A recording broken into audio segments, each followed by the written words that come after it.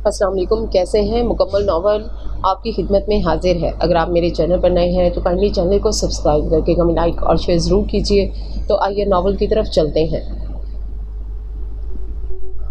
आज वो अपना न्यू ईयर सेलिब्रेट कर रही थी।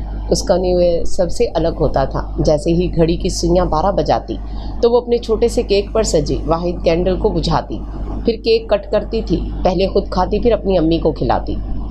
उसकी अम्मी 3 साल कबल मफलूज हो चुकी थीं, जिसके बाइस वो बिस्तर से जा लगी थीं। ना ही वो कुछ बोल सकती थी, ना ही अपने हाथ पैर हिला सकती थी। बस उससे इशारों में बातें करती थीं, जैसे वो बखूबी समझती थी।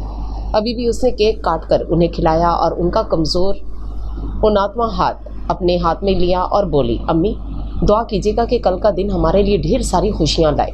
इस नए साल में हमारे लिए बहुत सारे अच्छे दिन हों और कल मैं ऑफिस टाइम से पहुंच जाऊं। आपको तो पता है आपकी ये बेटी थोड़ी सी नहीं, बहुत ज़्यादा लेट लतीफ़ है। जहाँ पहले पहुंचना होता है वहाँ लेट पहुंचती है। अब उनका हाथ उसने अपने सर पर दिया था। उसकी बातें सुनकर शाइस्ता बेगम ने हल्का सा मुस्कुरा दिया। वो कुछ बोल तो नहीं सकती थी, मगर चुपके से दिल ही दिल में खुदा से अपनी बेटी के लिए दायमी खुशियों की दुआ मांगती और आमीन भी बोल देती थी। अभी भी ऐसा ही हुआ था। उसके लिए दुआ मांगते हुए उनके लब मुस्कुरा उठे थे। उनको इतने दिनों बाद मुस्कुराता देख कर वो बच्चों की तरह खुश होकर बोली, अम्मी आप पूरे 1 साल बाद मुस्कुराई हैं। याद है पिछली ईद को भी बस ऐसे ही इस तरह ही मुस्कुराई थी। प्लीज़ अम्मी आप इसी ही तरह मुस्कुराती रहा करें। दुख दर्द तकलीफ़ें ये सब तो अल्लाह ताला की आजमाइश है अपने बंदों के लिए। इन आजमाइशों में हमें ख़ुद को खरा उतरना पड़ता है। इनमें से हमें ख़ुद को मुस्कुराते हुए निकलना पड़ता है। जभी तो हमारे गम, हमारी तकलीफ़ें कम होती हैं। आप मुझे ही देख लें, मैं कितना हंसते मुस्कुराते हुए लाइफ को फुल इंजॉय करती हूँ। और आप देखिएगा रोहा अली हमेशा ऐसे ही हंसते मुस्कुराते हुए ज़िंदगी को जिएगी। कितने भी दुख आएँ, कितने भी दर्द के मौसम आएँ, इंशाअल्लाह रोहा अली उनसे हमेशा हंसते मुस्कुराते हुए ही डील करेगी। और आप ही तो पहले कहती थी कि आपको मेरा हंसना मुस्कुराना बहुत अच्छा लगता है। आपको ऐसा लगता है जैसे आप खुद की ज़िंदगी दोबारा से जी रही हैं। अम्मी आपको मुझसे वादा करना होगा कि आप भी मेरी तरह मुस्कुराया करेंगी। चलें वादा करें। इतना कहकर उसने उनके हाथ पर अपने हाथ की गिरफ्त मजबूत कर दी तो वो एक बार फिर मुस्कुराते हुए असबात में सर हिला गई, जिसे देखकर वो बच्चों की तरह खुशी से नारे बुलंद करने लगी। हीरे अम्मी मान गई। अम्मी मान गई। रोहाली हमेशा से ही ऐसी थी, हंसती मुस्कुराती हुई सी धीमी सी मुस्कुराहट तो मानो जैसे उसके चेहरे से गायब ही नहीं होती थी। उसकी तमाम सहेलियां उसके यूं हर वक्त दांत दिखाने पर उसे टोकती थीं और कहती थीं, रोहा यार इतना मत हंसा करो, ये हर वक्त का दांत दिखाना, बिला वजह मुस्कुराना अच्छा नहीं लगता है। मगर वो तो रोहा अली थी, किसी की बात पर कान नहीं धरती थी। और फिर उसके पास एक से एक फिल्मी डायलॉग्स होते थे। यार ज़िंदगी दोबारा थोड़ी मिलेगी, एक ही ज़िंदगी है, उसे हंसी खुशी गुजार दो, क्या पता कल हो ना हो। उसके फ़लसफ़े पर उसकी सहेलियां भी सोचने लगती थीं कि वो सच तो कहती है कि अभी जो वक्त है जिसमें छोटी सी खुशियां हैं, इन्हें हंसते हुए इंजॉय कर लो। क्या पता वक्त इतना जालिम हो जाए कि हम हंस भी ना पाएँ। फिर वो भी हंस पड़ती थीं, बेतहाशा हंस हंस कर दोहरी हो जाती थीं। और उनकी हंसी की वजह रोहा अली होती थी। रोहा अली ज़िंदगी को भरपूर तरीके से एंजॉय करने वाली लड़की थी। कोई ज़िंदगी जिए ना जिए, मगर वो छोटी छोटी चीज़ों में खुशियाँ तलाश करके उन्हें अपने जीने का मकसद बना ही डालती थी। मगर हर मुस्कुराते हुए चेहरे के पीछे एक बहुत दर्दनाक, अजियतनाक दास्तान होती है। उसके भी मुस्कुराते हुए चेहरे के पीछे उसके बाबा की जुदाई की अजियतनाक दास्तान रकम थी। वहीद अली और शाइस्ता नूर एक ही स्कूल में जॉब करते थे। दोनों का ताल्लुक मुस्तवद तबके से था। दोनों ने पसंद से शादी की थी। ज़िंदगी बहुत ज़्यादा हसीन तो ना थी, मगर दोनों को एक दूसरे का साथ मुयस्सर था तो ज़िंदगी हसीन लगने लगी थी। ज़िंदगी में मज़ीद खुशियों की बहार रोहा की पैदाइश के वक्त आई थी। मगर खुशियाँ दायमी तो नहीं रहती हैं ना, हर किसी की ज़िंदगी में उतार चढ़ाव आता है। शाइस्ता बेगम की ज़िंदगी में भी धूप की नज़र हो गई थी। जब रोहा 3 साल की थी तब वहीद अली का बुरी तरह एक्सीडेंट हुआ था और वो जाँ बहक हो गए। वहीद अली जैसे मुखलिस साथी खोने के बाद शाइस्ता बेगम के हौसले भी पस्त हो गए थे। वो भी टूट कर बिखर गई थीं। वो पूरी तरह टूट जाती अगर रोहा का साथ ना होता। रोहा के वजूद के दम से वो एक बार फिर अपनी ज़िंदगी की गाड़ी खींचने पर मजबूर हो गई थीं। उन्होंने एक बार फिर अपनी जॉब शुरू की, घर संभाला, रोहा को संभाला। रोहा की परवरिश उन्होंने अकेले ही की थी। रोहा को तो शायद अपने बाबा याद ही नहीं थे, इसलिए उसका सब कुछ उसकी माँ ही थी। वो शाइस्ता बेगम को ही अपनी माँ बाप समझती थी और एक बहुत अच्छी दोस्त भी। वो कुछ भी दिल में रखने की कायल ना थी। उसके लिए अपने दिल की हर बात वो अपनी माँ से बिला झिझक शेयर कर दिया करती थी। मगर जब से शाहसा बेगम मफलूज हुई थी वो बहुत टूट कर रह गई थी। वो शायद तन्हाई का शिकार हो गई थी। उसे एहसास हो चुका था कि उसकी माँ का और उसका साथ शायद कुछ ही सालों या कुछ ही महीनों पर मुहित है। तभी तो वो बार बार पुरमलूल हो जाया करती थी। वो बज़ाहिर खुद को दुनिया की बहुत खुशकिस्मत लड़की जाहिर करती थी, मगर वो जानती थी कि उस जितना शायद ही कोई दुखी हो। वो सिर्फ अपनी माँ को खुश करने के लिए हंसा करती थी, सिर्फ उनके लिए खुद को हशाश बशाश जाहिर करती थी। शास्ता बेगम कुछ बोल तो नहीं सकती थी, मगर अपनी बेटी की आंखों में हलकोरे लेता हुआ दुख उन्हें भी अफसरदा कर दिया करता था। वो जानती थी कि उनकी बेटी अंदर से कितनी टूटी बिखरी हुई है, उसके अंदर माँ को खो देने का कितना डरो खौफ है। रोहा अली खूबसूरती के मामले में बिल्कुल अपनी माँ पर गई थी। उसने तमाम नक्श अपनी माँ के चुराए थे। उजली हुई रंगत, खड़े नकुश हर किसी को अपनी तरफ माइल करने में कामयाब रहते थे। ऊपर से उसकी माँ ने ऐसी तरबियत की थी कि हर काम में उसे ताक कर रखा था। खाना पकाने से लेकर पढ़ाई तक। BSc में भी वो फर्स्ट डिवीज़न में पास हुई थी। बहुत सारी खूबियों की हामिल होने के बावजूद उसे लगता था वो किसी काम की नहीं है, बिल्कुल नाकारा है, नाअहल है। मगर अपने बारे में उसकी ये सोच कुछ ही दिनों पहले तब्दील हुई थी, जब उसने शहर की मशहूर फर्म में बतौर सेक्रेटरी इंटरव्यू दिया था। जॉब तजर्बा ना होने के बावजूद उसने इंटरव्यू इतने कॉन्फिडेंस से दिया था कि 1 हफ्ते में ही उसे जॉब की कॉल आ गई थी। तब कहीं जाकर उसे लगा था कि वो कुछ काम की भी है। वो कितनी देर से रास्ते पर खड़ी किसी बस या वैन के इंतज़ार कर रही थी। उसका घर भी तो शहर की कम आबादी वाले इलाके में था, जहाँ से बस या वैन का मिलना बहुत मुश्किल होता था। अभी वो सोच रही थी सामने से जो भी गाड़ी आएगी तो वो उसके सामने जा खड़ी हो जाएगी, फिर मजबूरन सामने वाले को लिफ्ट देना ही होगा। अभी उसने सोचा ही था कि सामने से एक शानदार ब्लैक कलर की गाड़ी आती नजर आई थी। फिर क्या वो भी सड़क के बीचों बीच जा खड़ी हुई। अशमान खान जो फुल स्पीड से गाड़ी ड्राइव कर रहा था, वो सड़क के बीच एक धान पान सी लड़की को खड़ा देखकर हकीकतन परेशान हो गया। दोनों करन उसने अपनी गाड़ी को ब्रेक लगाया और गुस्से में कार से बाहर निकल आया। वो कल रात 12 बजे की फ़्लाइट से इंग्लैंड से वापस लौटा था, मगर दोस्तों के इसरार करने पर उनके साथ न्यू ईयर सेलिब्रेट करने के लिए अपने दोस्त अयाज के फार्म हाउस पर चला गया था। हर साल वो अपने फार्म हाउस पर न्यू ईयर पार्टी रखा करता था। रात भर डीजे में गाने बजते, लड़के लड़कियां एक साथ रक्स करते, मशरूब पीते, खूब हल्ला गुल्ला करते थे। मगर उस साल उसके डैड ने उसे ऑफिस वर्क की खातिर इंग्लैंड भेज दिए थे। उसे ना चाहते हुए भी जाना पड़ा था। इस तरह से उसके दोस्त अयाज ने न्यू ईयर पार्टी का अरेंजमेंट अपने फार्म हाउस पर किया था, जिसमें अयाज के बहुत इसरार पर शामिल हुआ था। रात भर पार्टी करने की वजह से इस वक्त वो बहुत अबतर हुलिये में था। उसका कोट अपने दोस्त के फार्म हाउस पर ही कहीं रह गया था। वाइट शर्ट के ऊपरी बटन खुले थे, बाल बिखरे हुए थे। रात भर जागने और मशरूब नोशी के बाइस आंखें सुर्ख हो रही थीं। मुंह से मशरूब की बदबू आ रही थी। वो कहीं से भी बिजनेसमैन दिखाई नहीं दे रहा था। वो जो चल रहा था उसकी चाल में भी लड़खड़ाहट वाज़े तौर पर नजर आ रही थी। इतनी बड़ी कार से एक शराबी को बाहर निकला देख रोहा अली तो कन्फ्यूजन का शिकार हो चुकी थी कि अब क्या करे। उसका हुलिया देखकर वो हकीकतन घबरा चुकी थी। अब चूंकि उसे रोकने की आफत उसने खुद ही अपने हाथों मोल ली थी। उसे खुद ही उस शख्स से अपने तौर पर निपटना था। अशमान उस लड़की को इतने गौर से खुद को तकता पाकर तिलमिलाहट का शिकार ही तो हो गया था। तभी तपे हुए लहजे में गोया हुआ, ओह हेलो मिस, क्या हुआ? क्या खुदकुशी करने के लिए मेरी ही कार मिली थी जो ऐसे डट कर खड़ी हो गई हो? हटो मेरी कार के सामने से, कहीं और जाकर अपना ये इरादा पूरा करो। सर भारी होने के बायस उसे चक्कर सा आ गया। तभी वो अपनी कार की बोनट से टेक लगाए खड़ा हो गया था। उसकी बात सुनकर रोहा अली तड़क कर बोली थी, मैं और तुम जैसे शराबी की कार के सामने आकर खुदकुशी करूंगी? ये नामुमकिन सी बात है। अगर मुझे खुदकुशी करना भी होगी तो एक ऐसे शख्स की कार के नीचे आकर करूंगी जिसके होशो हवास सलामत रहे, ताकि मैं मरूं भी तो मेरी ज़्यादा हड्डियां ना टूटे। वरना तुम जैसे शराबी का क्या भरोसा जो मेरी हड्डियों का पाउडर बना दे। वो उस शख्स से लिफ्ट मांगने जा रही थी, मगर अब सब कुछ भुलाकर बहस करने लग गई थी। उस लड़की का शराबी कहना उस्मान को बहुत नागवार गुजरा था। तभी वो सख्त गुस्से में उसके पास आया और उसके बाजू को सख्ती से थाम कर बोला, तुमने मुझे शराबी कहा? बदतमीज़ लड़की, तुम जानती नहीं हो मैं कौन हूँ? तुम किससे बात कर रही हो? उसके तेवर देखकर वो बिल्कुल ही घबरा गई थी। तभी तो खुद को उससे छुड़ाने की कोशिश करते हुए बोली, कौन हो तुम? खुद को कहीं का PM समझते हो? और तुम्हारी हिम्मत कैसे हुई मेरे करीब आने की? मुझे तुम जैसे शराबी चोर इंसान से कराहत महसूस हो रही है, हटो परे।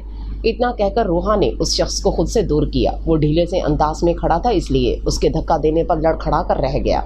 उस्मान को अपनी बेइज्जती बर्दाश्त नहीं हो रही थी। ऊपर से उसका बिना सोचे समझे चोर शराबी कहना उसे सख्त तैश दिला गया था। वो फिर से सख्त गुस्से में उसके पास आया। मजीद उसके दोनों बाजू सख्ती से थाम कर उसे खुद से करीब करते हुए बोला, तुमने मुझे चोर क्यों कहा? उसकी इस हरकत पर रोहा ने नफरत से उसे देखा। उसके बाजू पकड़ने पर उसे अपने दोनों हाथ सुन्न होते महसूस हुए थे, मगर वो बर्दाश्त करते हुए बोली, तुमने ये कार चोरी की है, इसलिए मैंने तुम्हें चोर कहा। अब बोलो, क्या करोगे तुम? व्हाट रबिश, तुम क्या बकवास कर रही हो? उसकी पूरी बात सुनकर वो गुस्से में चटक ही तो पड़ा था। ओ मिस्टर XYZ, तुमने ये कार जिसकी भी चोरी की है उसे फ़ौरन वापस करो, वरना ऐसा ना होश में आने के बाद तुम खुद को सलाखों के पीछे मौजूद पाओ। तुम्हारे भले के लिए कह रही हूँ, मुफ्त का मशवरा ही मानना है तो मानो, वरना अपना रास्ता नापो। ए लड़की, तुम खुद को समझ क्या रही हो? तुम जानती नहीं हो तुमने मुझसे यानी उस्मान खान से पंगा लेकर अच्छा नहीं किया। उसकी भरपाई तुम्हें बहुत जल्द करना पड़ेगी। उसकी बात पर वो इस्तेहज़ाई अंदाज में मुस्कुराते हुए बोली, क्या करोगे तुम मिस्टर? पहले खुद को कुछ करने के काबिल बनाओ, फिर बदला लेने की सोचना, ओके? वो यकीनन उसके नशे में होने पर चोट कर रही थी। उसे ऐसे नौजवानों से बहुत नफरत थी जो अपनी जवानी ऐसी खराफात में ज़ाया करते हैं। जिन्हें अपने वालिदैन का सहारा बनना होता है, वो खुद किसी और के सहारे की तलाश में भटकते हैं। उसकी बातों का ही असर था कि वो शख्स मज़ीद तैश में आ गया और उसे अपने साथ खींचते हुए अपनी कार की तरफ ले जाते हुए कहने लगा, अब देखो मैं तुम्हारे साथ क्या करता हूँ, तुम्हें कैसे सबक सिखाता हूँ कि राह चलते हुए शरीफ शख्स को यूँ छेड़ा नहीं करते। अब मैं तुम्हारी इज्जत की ऐसी धज्जियाँ बिखेरूँगा कि तुम देखती रह जाओगी। उसकी बातों से, उसकी आंखों से रोहा अली को खौफ सा महसूस हुआ था। वो शख्स शराब के नशे में गर्क था, वो उसके साथ कुछ भी कर सकता था, इसलिए तो वो खौफज़दा होती जा रही थी। उसके कुछ समझ नहीं आया तो वो रोहा ने उसके मजबूत हाथ पर अपने दांत गाड़ दिए और उसके पैर पर जोर से अपनी हील मारी, जिस पर वो तड़प ही तो गया था। फिर वो नफरत और गुस्से से फुंकारती हुई बोली, अब तुम्हें समझ आएगा मिस्टर कि लड़कियों की इज्जत कैसे करते हैं। इतना कहकर उसकी नज़र सामने से आती हुई बस पर पड़ी तो वो उस बस में सवार हो गई और वो अपनी जगह तड़पता रह गया। उसे अपनी इस कदर तजलील बर्दाश्त नहीं हो रही थी। उसका बस चलता तो वो कहीं से उस लड़की को ढूंढ लाता और उसे 2 थप्पड़ लगाकर अपना बदला ले लेता। उसने भी सोच लिया था अब अगर वो लड़की उसे जहाँ भी नज़र आएगी तो वो उससे अपना बदला लेकर रहेगा। वो बस में सवार हुई उस शख्स को पीछे मुड़कर देखते हुए खुद से बोली, उस चोर को सबक सिखाकर बड़ा मज़ा आया, अब वो यकीनन कार उसके असल मालिक तक पहुंचा देगा। इतना कहकर वो खुद को ही शाबाशी देने लगी, बगैर ये सोचे समझे कि वो क्या कर बैठी है।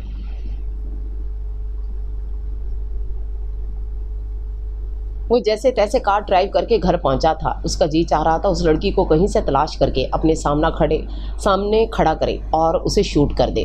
वो बचपन से ही गुस्से का तेज़ जिद का अकड़ू था और कोई भी चीज़ उसकी मर्ज़ी के ख़िलाफ़ हो जाए उसे बर्दाश्त नहीं था। एक बार जो वो खुद से किसी चीज़ का वादा कर लेता तो कभी नहीं भूलता था, और अभी भी उस लड़की से बदला लेने का वो खुद से वादा कर चुका था।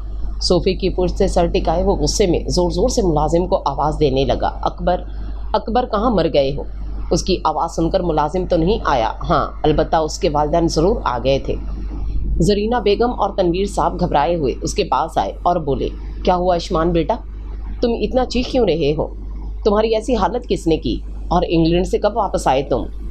जरीना बेगम ने आते ही सवालों की बौछार कर दी थी, जिस पर वो शदीद झुंझलाहट का शिकार होते हुए बोला था, मॉम, एक पागल लड़की मिली थी मुझे रास्ते में, उसने मेरे पैर पर अपनी हील मार दी, इसलिए पैर में शदीद दर्द हो रहा है और मैं कल रात ही इंग्लैंड से आया। रात को अयाज की कॉल आ गई थी, उसने बहुत इसरार करके मुझे अपने फार्म हाउस पर बुला लिया था, इसलिए मुझे मजबूरन आप दोनों को बताए बगैर जाना पड़ा था।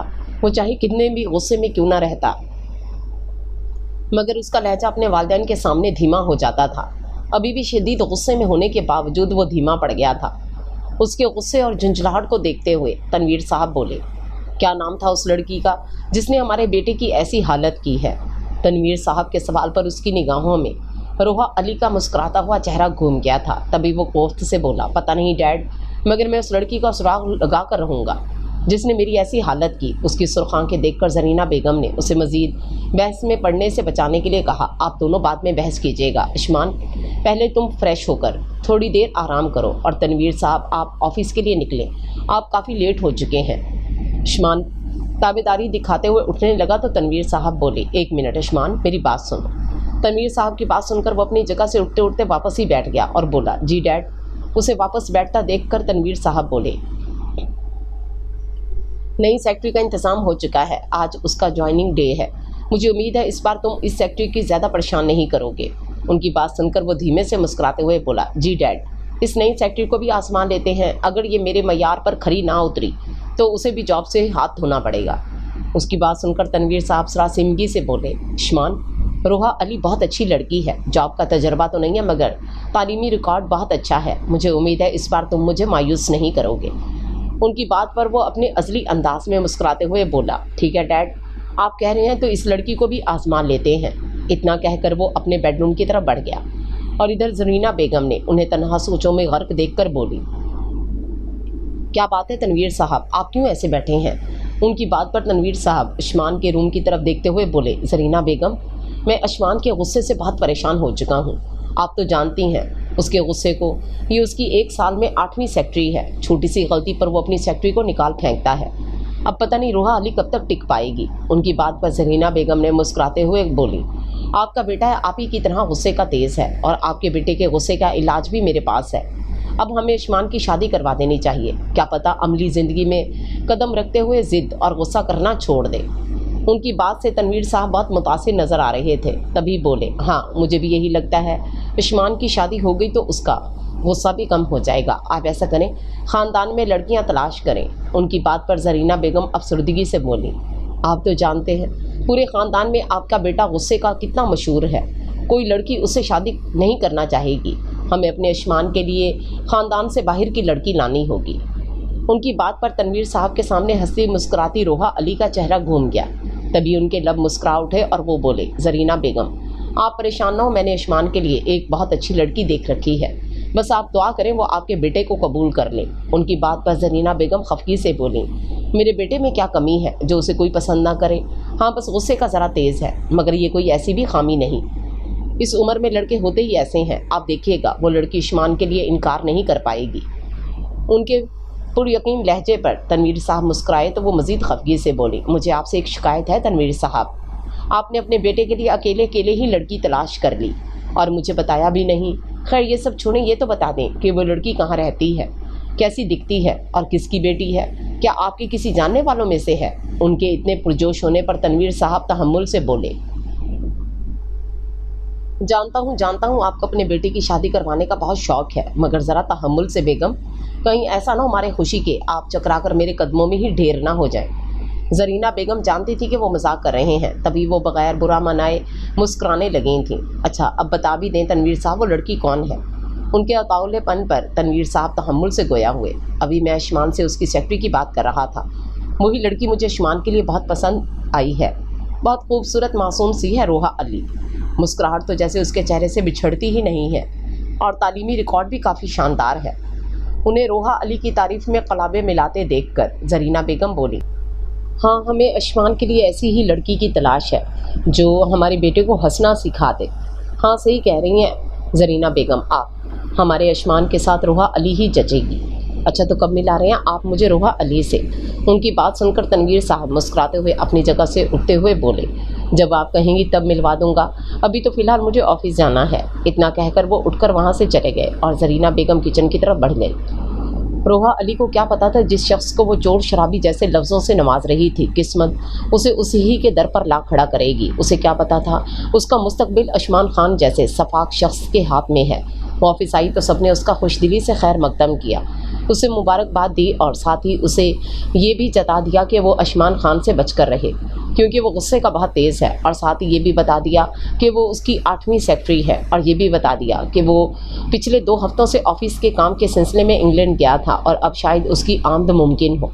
उन सब के डराने पर थोड़ा सा भी खौफज़दा ना हुई थी, बल्कि उनकी बात को एक कान से सुनकर दूसरे कान से भगा गई थी, क्योंकि वो जानती थी उस्मान खान कितना भी गुस्से का तेज़ क्यों ना हो, वो उसे अपने तरीके से हैंडल कर ही लेगी। उसने अपने कैबिन के साथ साथ अपने बॉस के कैबिन का भी खूब अच्छी तरह जायज़ा लिया था।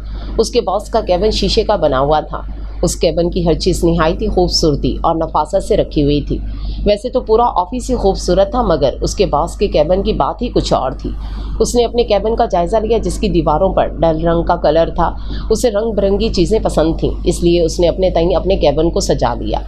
अपनी तमाम फेवरेट हीरोज़ की तस्वीरों से केबिन में सजा दी, बगैर ये सोचे कि जब उसका बॉस ये सब देखेगा तो क्या करेगा। आज ऑफिस का पहला दिन था, इसलिए वो गड़बड़ में टिफ़िन लाना भी भूल गई थी। इस वक्त उसके पास इतने पैसे भी मौजूद नहीं थे कि वो कैंटीन से कुछ खरीद लेती, इसलिए अपने बैग में मौजूद चॉकलेट खाकर ही काम चला लिया था। वो घर आई तो शासा बेगम के पास पड़ोस की लड़की अजिया मौजूद थी। अजिया ने इन्हें उसके बनाए गए दाल चावल खिला दिए थे, जिस पर वो उसकी बहुत मशहूर थी। वो तो ऑफिस जाने से पहले उन्हें खाना खिलाना ही भूल गई थी। अब याद आया तो वो काफ़ी देर तक पछताती रही थी, मगर भला हो जिया का, जिसने उन्हें टाइम पर खाना खिला दिया था, वरना पता नहीं अम्मी का क्या होता। आज फिर वो मामूल की तरह शासा बेगम को नाश्ता करवाकर ऑफिस के लिए निकल गई थी। अजिया को उसने हदायत दे दी थी शासा बेगम को खाना खिलाने की, जिस पर उसने रोहा को तसल्ली देकर भेज दिया था कि वो सब बखूबी संभाल लेगी। आज उसे ज़्यादा देर तक बस का इंतज़ार नहीं करना पड़ा था। वो आज ऑफिस शुरू होने से 10 मिनट पहले ही पहुंच गई थी। जल्दी ऑफिस पहुंचने पर उसने शुक्र का सांस लिया और अपने कैबिन में सुकून से बैठ गई। उसे यूँ खाली बैठा देखकर मिस्टर शर्मा ने कहा, मिस्टर रोहा, आपको सर बुला रहे हैं। मिस्टर शर्मा जो मैनेजर थे, उनकी बात सुनकर वो उनकी तकलीद में चल पड़ी। मिस्टर शर्मा ने हल्का सा दरवाज़ा बजाया और उसे इत्तला दी, सर, आपकी सेक्रेटरी रोहा अली को मैंने टाइम टेबल समझा दिया है, वो आपको बता देगी मीटिंग कब है और कहाँ है। मिस्टर शर्मा की बात पर उसने सिर्फ सर हिलाया और वापस अपने काम में मसरूफ़ हो गया। मिस्टर शर्मा तो उसे केबिन तक बाहर ही छोड़ गए थे। उसे यूं तन्हा बॉस के सामने पहली बार जाने से बहुत घबराहट हो रही थी। उसने 2 मिनट तक खुद को कंपोज किया और दरवाजे पर दस्तक दी। पहली बार अपने बॉस से मिलने वाली थी, इसलिए उसकी घबराहट फितरी थी, मगर वो अपने बॉस से मिलने पर इतनी ही एक्साइटेड भी थी। अब उसे क्या पता था जिससे मिलने के लिए वो इतनी पुरजोश है, उससे मिलने के बाद वो उसे शायद से भी खौफ महसूस करेगी। उसने मे आई कम इन सर कहकर अपने बॉस से इजाज़त तलब की, जिस पर उसके बॉस ने मुख्तसरन यस कहा। वो जैसे ही अंदर आई तो बॉस की चेयर पर बैठे हुए शख्स को देखकर हकीकतन घबराहट का शिकार हो गई। उस्मान खान की नज़रें लैपटॉप पर जमी हुई थीं, इसलिए वो नहीं जान पाया कि उसके सामने कौन है। उसे खुद में मसरूफ़ देखकर रोहा अली का जी चाहा वो भाग जाए। अभी वो अमल ही करने वाली थी कि उस्मान की आवाज़ ने उसे रोक लिया। मिस रोहा, आज का शेड्यूल आप मुझे बताएंगी या मैं खुद देख लूँ? मुसलसल उसकी नज़रें लैपटॉप पर जमी हुई थी, इसलिए वो उसे अभी भी नहीं देख पाया था। वो उस्मान का जायज़ा लेते हुए सोचने लगी। कल तो वो कहीं से भी नहीं लग रहा था कि वो बिजनेसमैन है, और आज कितना शानदार लग रहा है, बिल्कुल किसी देश के मगरूर शहजादे की तरह। उसकी तरफ से कोई जवाब ना पाकर मजबूरन उस्मान को सर उठाकर उसे देखना पड़ा था। हवास बाख्ता सी रोहा अली को देखकर कल का वाक़या पूरी जज़ियात के साथ जहन की स्क्रीन पर आ गया। वो एक झटके से अपनी जगह से उठा और उसके पास आ खड़ा हुआ। फिर उसे ऊपर से नीचे तक देखने लगा, जैसे यकीन करना चाह रहा हो कि आया ये वही है या फिर कोई और। उसका ऊपर से नीचे तक जायज़ा लेने के बाद उसके लबों पर मुस्कुराहट अहाता कर गई। ओह, तो तुम हो मिस रोहा वहीद अली। रोहा को उसके ऊपर से नीचे तक की एक्स्ट्रा करती हुई नज़रें बिल्कुल भी नहीं भाई थी। अगर ये उसका बदला लेने का तरीका था तो बिल्कुल ही चीप तरीका था। उसने अपने खुश्क होते लबों पर ज़ुबान फेरी और मुख्तसरन बोली, जी। रोहा अली को उसकी खून छलकाती हुई सुर्ख आंखों में देखकर अपना खून मुंजमद होता महसूस हुआ था। ऐसा लग रहा है जैसे वो शख्स अभी उसकी जान ले लेगा। अच्छा, तो मिस रोहा, आप मुझे बताना पसंद करेंगी कि ये जॉब आपको किसने दिया है? उस्मान ने एक एक लफ्ज़ चबा चबा कर अदा किया था, जिससे वो हकलाते हुए बोली, जी सर तनवीर ने। अपने डैड का नाम सुनते ही वो बोला, शायद डैड को पता नहीं कि आप कितनी बदतमीज़ लड़की हैं। अगर पता होता तो यकीनन वो तुम्हें कभी जॉब पर नहीं रखते। वो 1 मिनट में उसे उसकी औकात दिलाते आपसे तुम पर आया था। उसकी बात सुनकर रोहा अली जानबूझकर अनजान बनते हुए बोली, मैं समझी नहीं, मैंने क्या बदतमीज़ी की है? उसकी यूं पल में अनजान बन जाने पर वो तिलमिलाकर बोला, अच्छा, तो तुम नहीं जानती कि कल तुमने किसी को शराबी, चोर जैसे अलकाबात से नवाजा था? उसकी बात सुनकर रोहा अली ने अपने जहन पर जोर डालने की झूठ मूठ कोशिश की। फिर जैसे कुछ याद आया तो बोली, ओह हाँ, आप शायद कल की बात कर रहे हैं। हाँ, कल मुझे एक शराबी मिला था रास्ते से, जब मैं ऑफिस आ रही थी तब। पता नहीं उस शराबी ने किस बेचारे की कीमती गाड़ी चुरा ली थी। जब मैंने उसे कार वापस करने को कहा तो वो मुझसे भी बदतमीज़ी करने पर उतर आया था। उसकी बातों पर वो तिलमिलाहट का शिकार होकर रह गया था। तभी बोला, तुम्हें कैसे पता चला कि वो शराबी था और वो गाड़ी उसकी नहीं किसी और की थी? उसकी तिलमिलाहट पर रोहा अली को बहुत कमीनी सी खुशी हुई थी। तभी वो अपनी मुस्कुराहट छुपाकर बोली, जी आपको कैसे पता कि वो शराबी नहीं था और उसने गाड़ी चुराई नहीं थी? क्या वो आपका रिश्तेदार लगता है जिसने आपके कान में आकर आपको सब कुछ बता दिया? उसकी बातें अशमान खान को मज़ीद तपा उठी थीं। तभी वो उसके पास आया और उसका बाजू अपने हाथ में थामकर सख्ती से बोला, तुम लड़की खुद को समझती क्या हो? ज़रा दिमाग पर जोर लगाओ और याद करने की कोशिश करो कि कल तुमने किससे पंगा लिया था। उसकी बात सुनकर रोहा ने एक बार फिर दिमाग पर जोर लगाने की कोशिश करने का ड्रामा किया और बोली, सर मुझे तो ये तक याद नहीं रहता कि मैंने कल रात के खाने में क्या खाया था। अब पिछले 24 घंटे पहले की बात कैसे याद रहेगी? अपनी बात कहकर वो मुस्कुराने लगी थी, जिस पर वो बर्फरोख्ता हो गया। उसे रोहा अली का यूं बेवक्त बार बार मुस्कुराना जहर लग रहा था। उसने रोहा अली को धक्का दिया, जिस पर वो दरवाजे से जा लगी। दरवाजे से लगने पर उसकी बैग को हर्ट हुआ था और ऊपर से उसका गुस्सा, जिससे वो खौफजदा होकर रह गई थी। वो गुस्से से चिढ़ते हुए बोला, तुम क्या मुझे बेवकूफ़ समझती हो या फिर खुद को बहुत स्मार्ट? अगर तुम भूल रही हो तो मैं तुम्हें बता देता हूँ कि कल तुमने जिससे पंगा लिया था वो मैं था, यानी अशमान खान। और अब तुम देखना कि मैं तुमसे अपनी बेइज्जती का कैसे बदला लेता हूँ। इतना कहकर वो अपनी सीट पर जा बैठा, जिस पर उसने शुक्राने का सांस लिया। फिर वो भी अपने बिगड़े हुए तनफ़ुस को हमवार करते हुए उसके सामने की चेयर खींच कर बैठ गई और बोली, आई एम सॉरी, कल जो भी मैंने किया वो इंसानियत के नाते किया था। कल एक नौजवान किसी की कीमती गाड़ी चुराकर भाग रहा था। अगर मैं भी खामोश रहती तो उसमें और मुझ में क्या फ़र्क होता? उसकी बातों से अशमान का दिमाग घूम कर रह गया और वो चाहती भी यही थी कि वो पूरी तरह घूम कर रह जाए। अशमान को उसका बिला इजाज़त चेयर पर बैठना नागवार गुजरा था। ऊपर से उसका तेज़ आवाज़ में कहना मज़ीद बुरा लग रहा था। तभी वो बोला, धीमी आवाज़ में बात करो, ये तुम्हारे बाप का ऑफिस नहीं है जहाँ तुम इतना ऊंचा बोल रही हो। और ये क्या तुम मेरी इजाज़त के बगैर क्यों बैठ गई? उठो यहाँ से। उसका लहजा काफ़ी हद तक आमेज था। रोहा अली, जो उसे सीरियस ना लेने की गलती कर रही थी, वो अचानक से संजीदा हो गई और तैश में बोली, आप मेरे वालिद के बारे में नहीं बोल सकते हैं। मैं सब कुछ बर्दाश्त कर सकती हूँ, मगर मेरे वालिदैन को कोई कुछ कहे ये मुझसे बर्दाश्त नहीं होगा। उसकी वार्निंग देने पर अशमान को एहसास हुआ कि वो कुछ ज़्यादा ही गुस्से में कह गया है। तभी वो कुछ ना बोला था।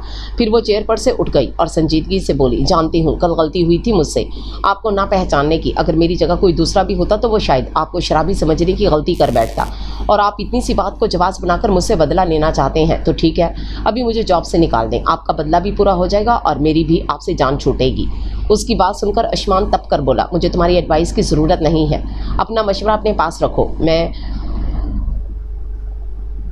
भली भांति जानता हूँ मुझे तुमसे अपना बदला किस तरह लेना है। उसकी बार बार बेइज्जत करने पर वो अपनी जगह पर भिपड़ सी गई थी। ठीक है, मैं आप करें जो आपको करना है, मगर मैं ये जॉब अभी छोड़ रही हूँ। इतना कहकर वो मारे तैश के वहाँ से जाने लगी। अपनी इतनी शदीद तौहीन पर उसे रोना सा आ रहा था, मगर रोहा अली ने रोना नहीं सीखा था, इसलिए उसने अपनी आंखों में छाई धुंध को धकेला और वहाँ से जाने लगी। आंखें धुंधलाने के बायस उसे अपने सामने मौजूद कीमती मुजस्समा नज़र नहीं आया और वो उससे जा टकराई और टकराने की वजह से ज़मीन बोस होकर बिखर गया। वह हैरत से उस मुजस्समे को फिर अशमान को देखने लगी। अशमान ख़तरनाक तेवर लिए उसके पास आया और बोला, तुम जानती हो ये मुजस्समा कितना कीमती था?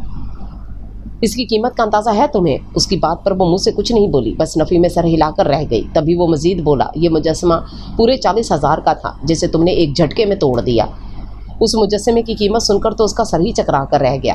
तभी वो अपनी थूक निकलते हुए वापस अपनी जोन में आते हुए बोली, ये मुजस्समा 40,000 का था, मैं पूरा सेम टू सेम ऐसा ला सकती हूँ, वो भी सिर्फ 4,000 रुपये में।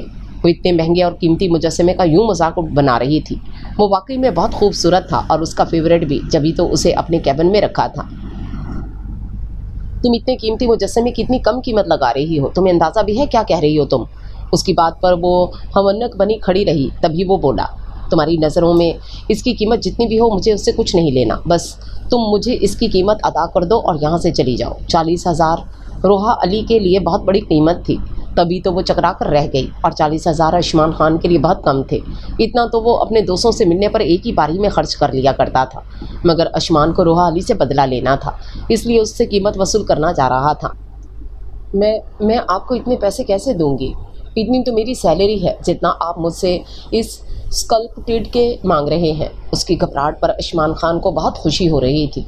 तभी वो मज़ीद बोला, इसकी कीमत अदा करो, फिर मुझे अपना चेहरा तक मत दिखाना। उसकी बात पर वो शशोपंज में पड़ गई कि अब क्या करे। तभी उसका जहन काम करने लगा। ठीक है, मैं 1 महीने तक यहाँ जॉब करके आपके पैसे वापस कर दूंगी। आयुष्मान यही तो चाहता था कि वो जॉब ना छोड़े और इस 1 महीने में वो अपना बदला ले। ठीक है, तुम ये जॉब करके मेरे पैसे मुझे वापस कर देना, मगर इससे पहले तुम्हें अपना बयान इस पेपर पर दर्ज करना होगा, वरना तुम जैसी फ्रॉड का क्या भरोसा कि तुम मुझे धोखा देकर भाग जाओ। इतना कहकर वो उसी की तरह कमीनगी से मुस्कुराने लगा।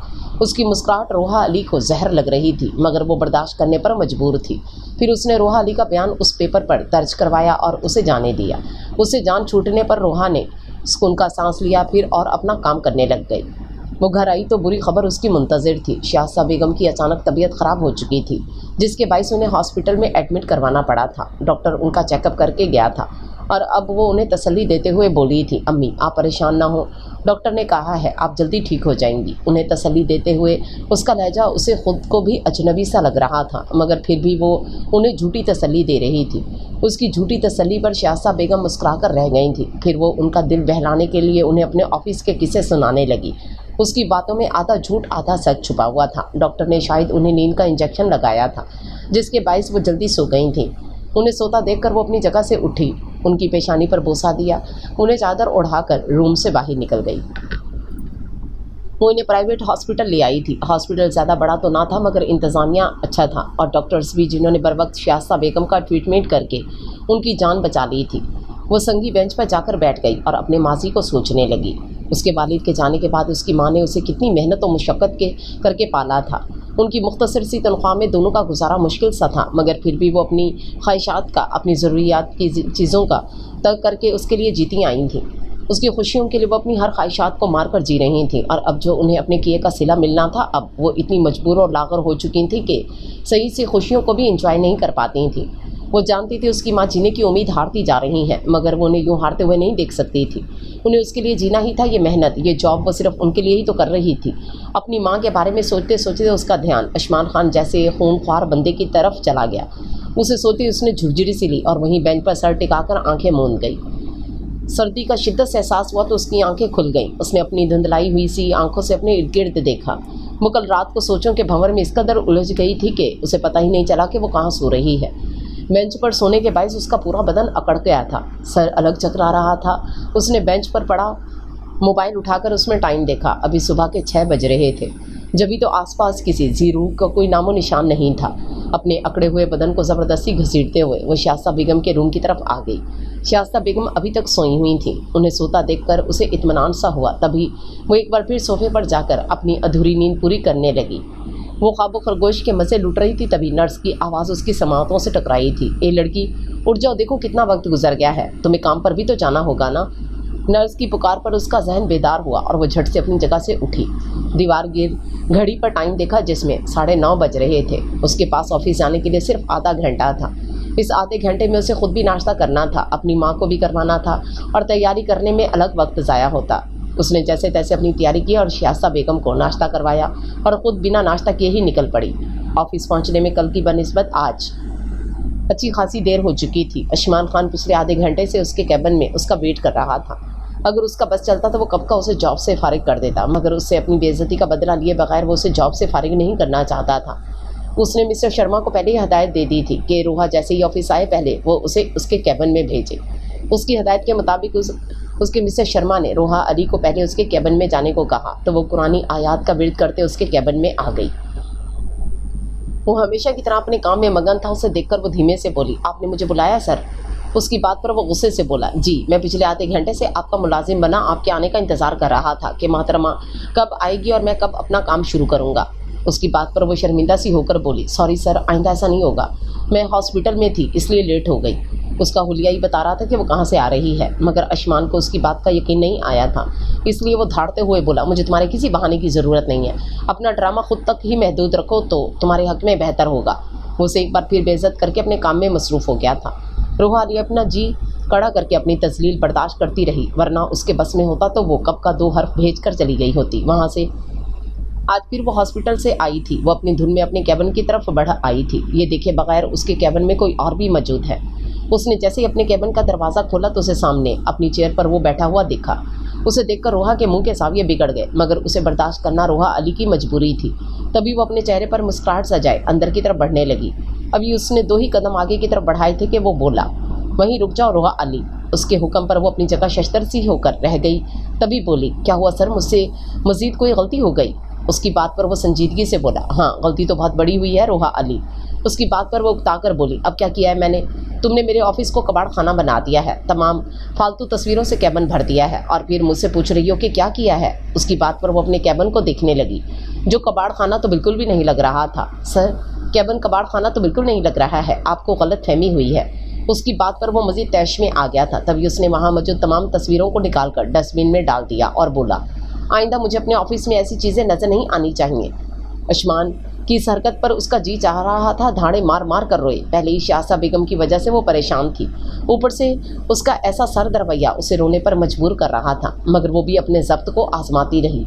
एक भी आंसू उसने बहने नहीं दिया और बमुश्किल मुस्कुराते हुए बोली, अच्छा किया सर आपने जो ये तस्वीरें निकाल कर फेंक दी, वरना 1 महीने बाद ये काम मुझे ही करना होता। उसके मुस्कुराने पर वो जलकर बोला, मेरे सामने तुम यूँ इस तरह मुस्कुराया मत करो, मुझे तुम्हारी हर वक्त की मुस्कुराहट जहर लगती है।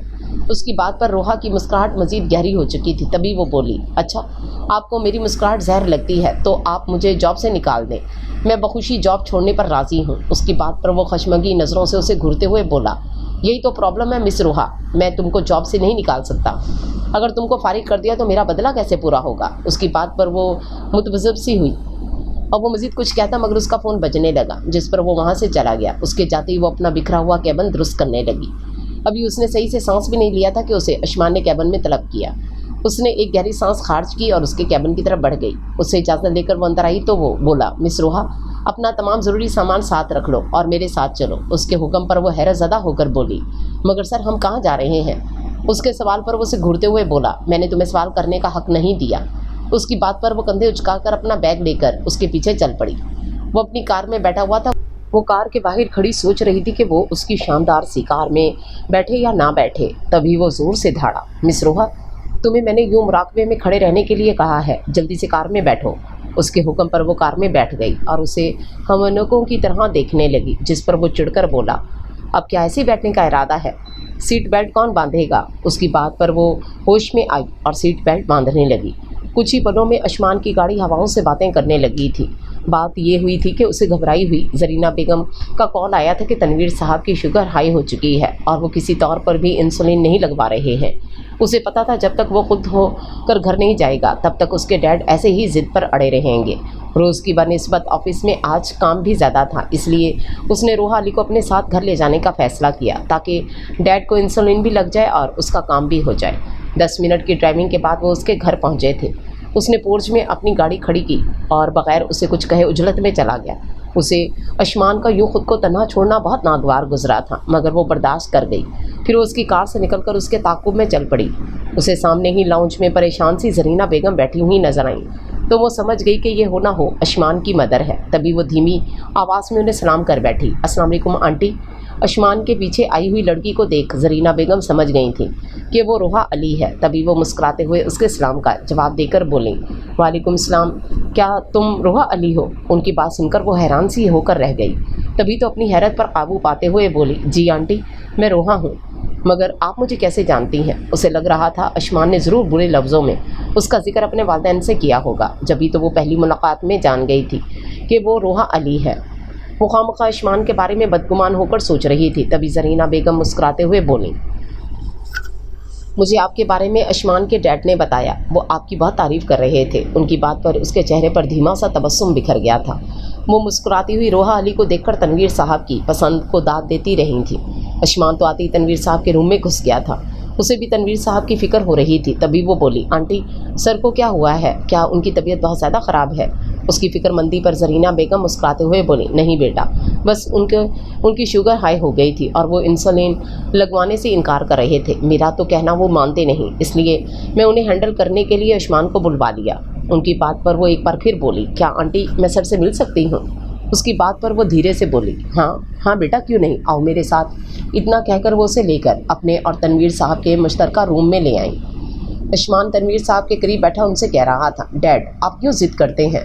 आपको पता है ना आपकी ज़िद हमें कितना बड़ा नुकसान पहुंचा सकती है। उसकी नाराज़गी पर तनवीर साहब मुस्कुराते हुए बोले, कहा ना यार, अब ज़िद नहीं किया करूँगा, तुम भी बस अपनी माँ की तरह मेरे पीछे रहा करो। एक वो क्या कम है जो अब तुम भी। उनकी बात पर जरीना बेगम मसनूई नाराज़गी से बोली, हाँ हाँ, कर लीजिए मेरी पीठ पीछे बुराई, सामने तो आप मुझसे कुछ कहने से रहे। जरीना बेगम की आवाज़ सुनकर अशमान ने उनकी तरफ देखा, मगर उनके पीछे ही जो चेहरा उसे नज़र आया, उसे देखकर उसका मूड ख़राब होकर रह गया था। तनवीर साहब की नज़रें भी दरवाजे की तरफ थी, जहाँ वो जरीना बेगम के साथ खड़ी थी। उसे देखकर तनवीर साहब मुस्कुराते हुए बोले, अरे रोहा बेटा, ऐसे क्यों खड़ी हो, आओ अंदर आओ। तनवीर साहब की बात सुनकर वो अंदर चली आई, वरना तो उसका जी चाह रहा था वो वापस चली जाए। वो अंदर आ गई और बेड पर साइड के सोफे पर बैठ गई। फिर धीमे से लहजे में बोली, सर अब कैसी तबीयत है आपकी? अब तो बेहतर है, बस इन्हें हर छोटी सी बात पर घबराने की आदत हो चुकी है। उनकी बात पर अशमान और जरीना बेगम ने एक साथ घूरा तो वो खामोश होकर रह गए। फिर उससे इधर उधर की बातें करने लगे। इस मोहब्बत भरे माहौल में वो अशमान की नफरत ज़दा निगाहों के हिसार में रही थी। उसे अशमान की नफरत ज़दा निगाहें इस मोहब्बत भरे माहौल में बिल्कुल भी नहीं भाई थी। अभी वो अशमान के ही बारे में सोच रही थी कि जरीना बेगम बोल उठी, अच्छा रोहा, आपके फादर क्या करते हैं? उनके सवाल पर वो होश की दुनिया में वापस आई और बोली, जी वो टीचर थे, मगर जब मैं 3 साल की थी तब उनकी डेथ हो गई थी। उसकी बात पर जरीना बेगम को शदीद दुख हुआ था। तभी वो शर्मिंदा होकर बोली, सॉरी बेटा, हमें इल्म नहीं था कि आपके फादर हयात नहीं हैं, और घर में आपकी वालदा तो होंगी ना, हम उनसे मिलना चाहते हैं। अशमान को जरीना बेगम का यूँ उसके पूरे ख़ानदान के बारे में दरियाफ्त करना बहुत नागवार गुजरा था, मगर वो लफ्ज़िए बैठा रहा था। जी मम्मी तो हैं, मगर वो पैरालाइज्ड है, वो अभी भी हॉस्पिटल में एडमिट है। माँ का जिक्र करते हुए उसकी आंखों में नमी सी आ गई थी। उसकी आंखों की नमी अशमान की निगाहों से मख्फी न रह सकी थी। वो जो हमेशा उसे रोते हुए देखना चाहता था, आज उसकी आंखों में आंसू देखकर उसे कमीनी सी खुशी हुई थी। उसके वालिदैन का सुनकर तनवीर साहब भी मलूल हो चुके थे। उन्हें नहीं पता था बज़ाहिर से खुश नज़र आने वाली रोहा अली अंदर से इतनी दुखी है। फिर ना जाने क्यों जरीना बेगम उससे हॉस्पिटल का पता पूछ बैठी थी। उसने भी उन्हें एड्रेस बता दिया। अशमान को रोहा अली की आंखों में हलकोरे लेता हुआ दुख ड्रामा लग रहा था। तभी वो कुछ सख्ती से गोया हुआ, मिस रोहा, हमें काम करने के लिए देर हो रही है, मॉम डैडी ये आपसे फिर बात करेगी, अभी हमें बहुत सारा काम करना है। इतना कहकर वो उसे उठने का इशारा करने लगा तो वो भी उठ खड़ी हुई। उसे यूं उजलत में देखकर जरीना बेगम बोली, अशमान ये क्या बदतमीज़ी है बेटा, रोहा पहली बार घर आई है, उसे कुछ खिला पिला कर भेजो। उनकी बात पर वो बेजारी से बोला, मॉम रोहा अभी यहीं मौजूद है, पहले मुझे अपना ज़रूरी काम निपटाने दें, फिर जितना जी चाहे खातिर मुतारत करें, मैं नहीं रुकूंगा।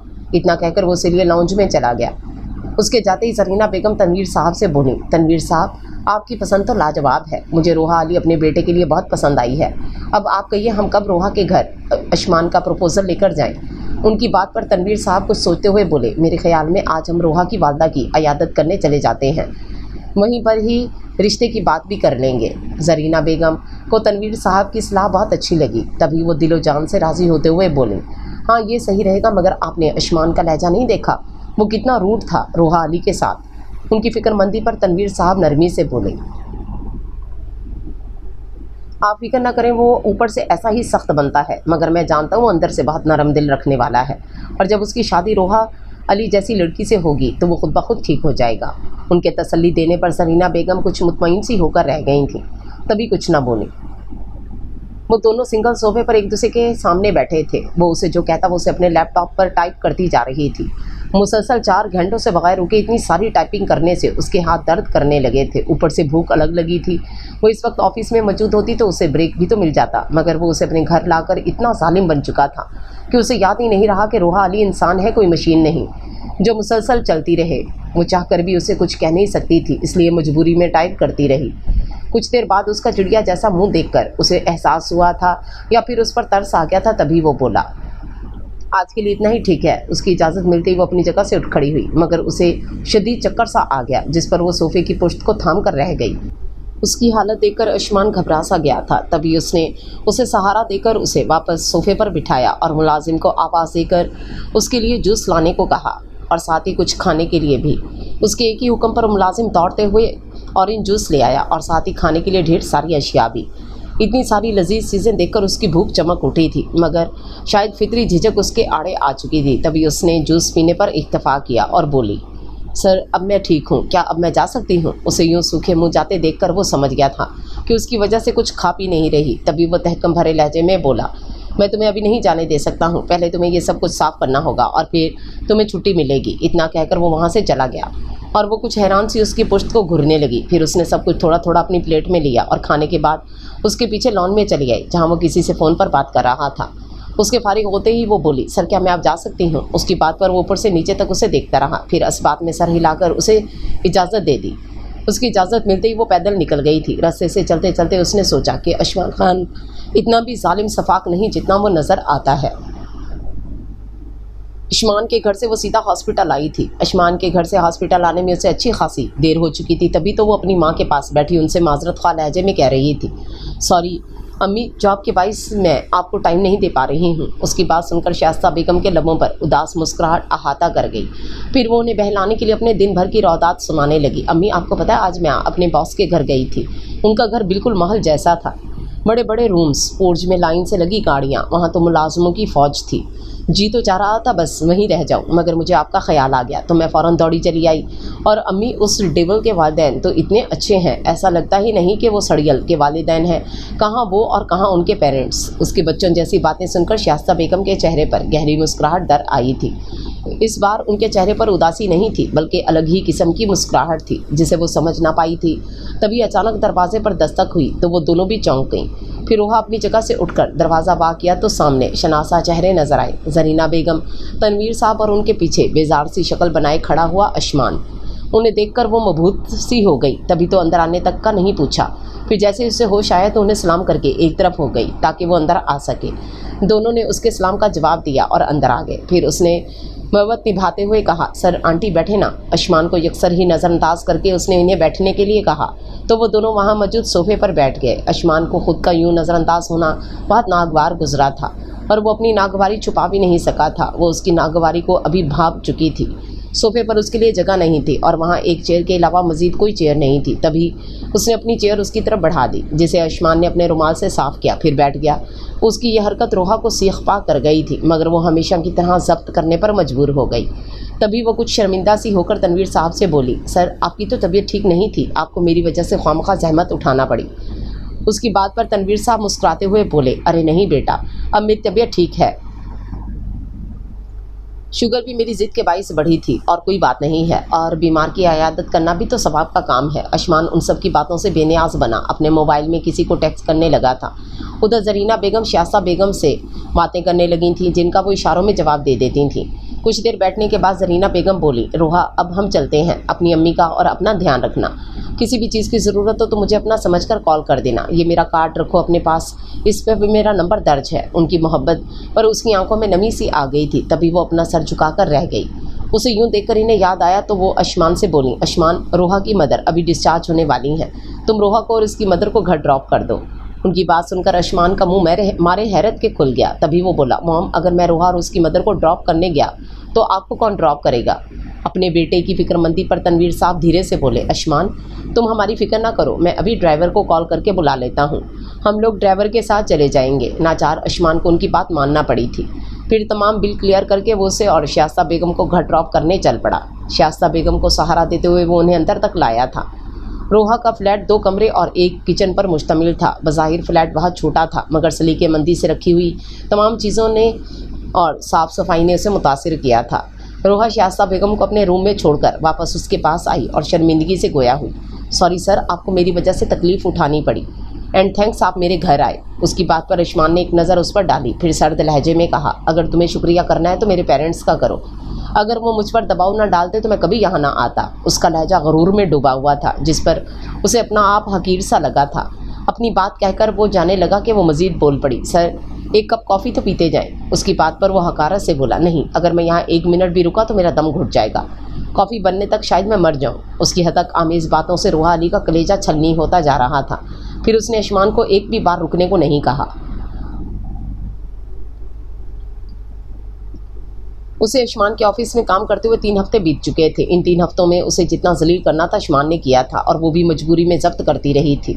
अब बस उसे एक ही हफ्ता वहाँ काम करना था, उसके बाद उसे अशमान खान जैसे सफाक शख्स से छुटकारा मिलने वाला था।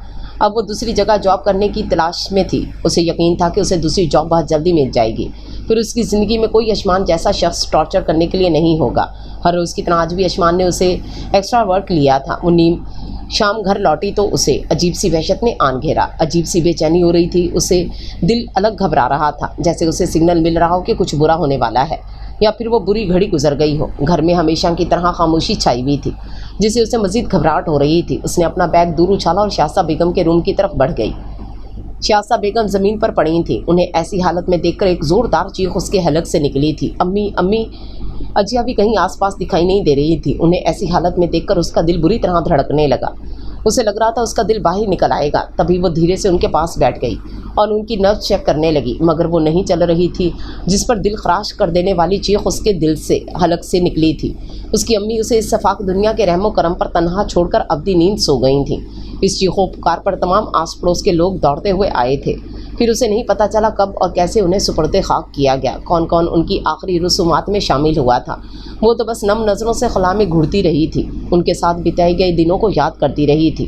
तनवीर साहब और जरीना बेगम को जब उसकी वालदा की वफ़ात का पता चला तो वो ताज़ियत के लिए चले आए थे। जरीना बेगम हंसी मुस्कुराती हुई रोहा अली को यूं गम में चूर नढाल देखकर आपदीदा हो गई थी।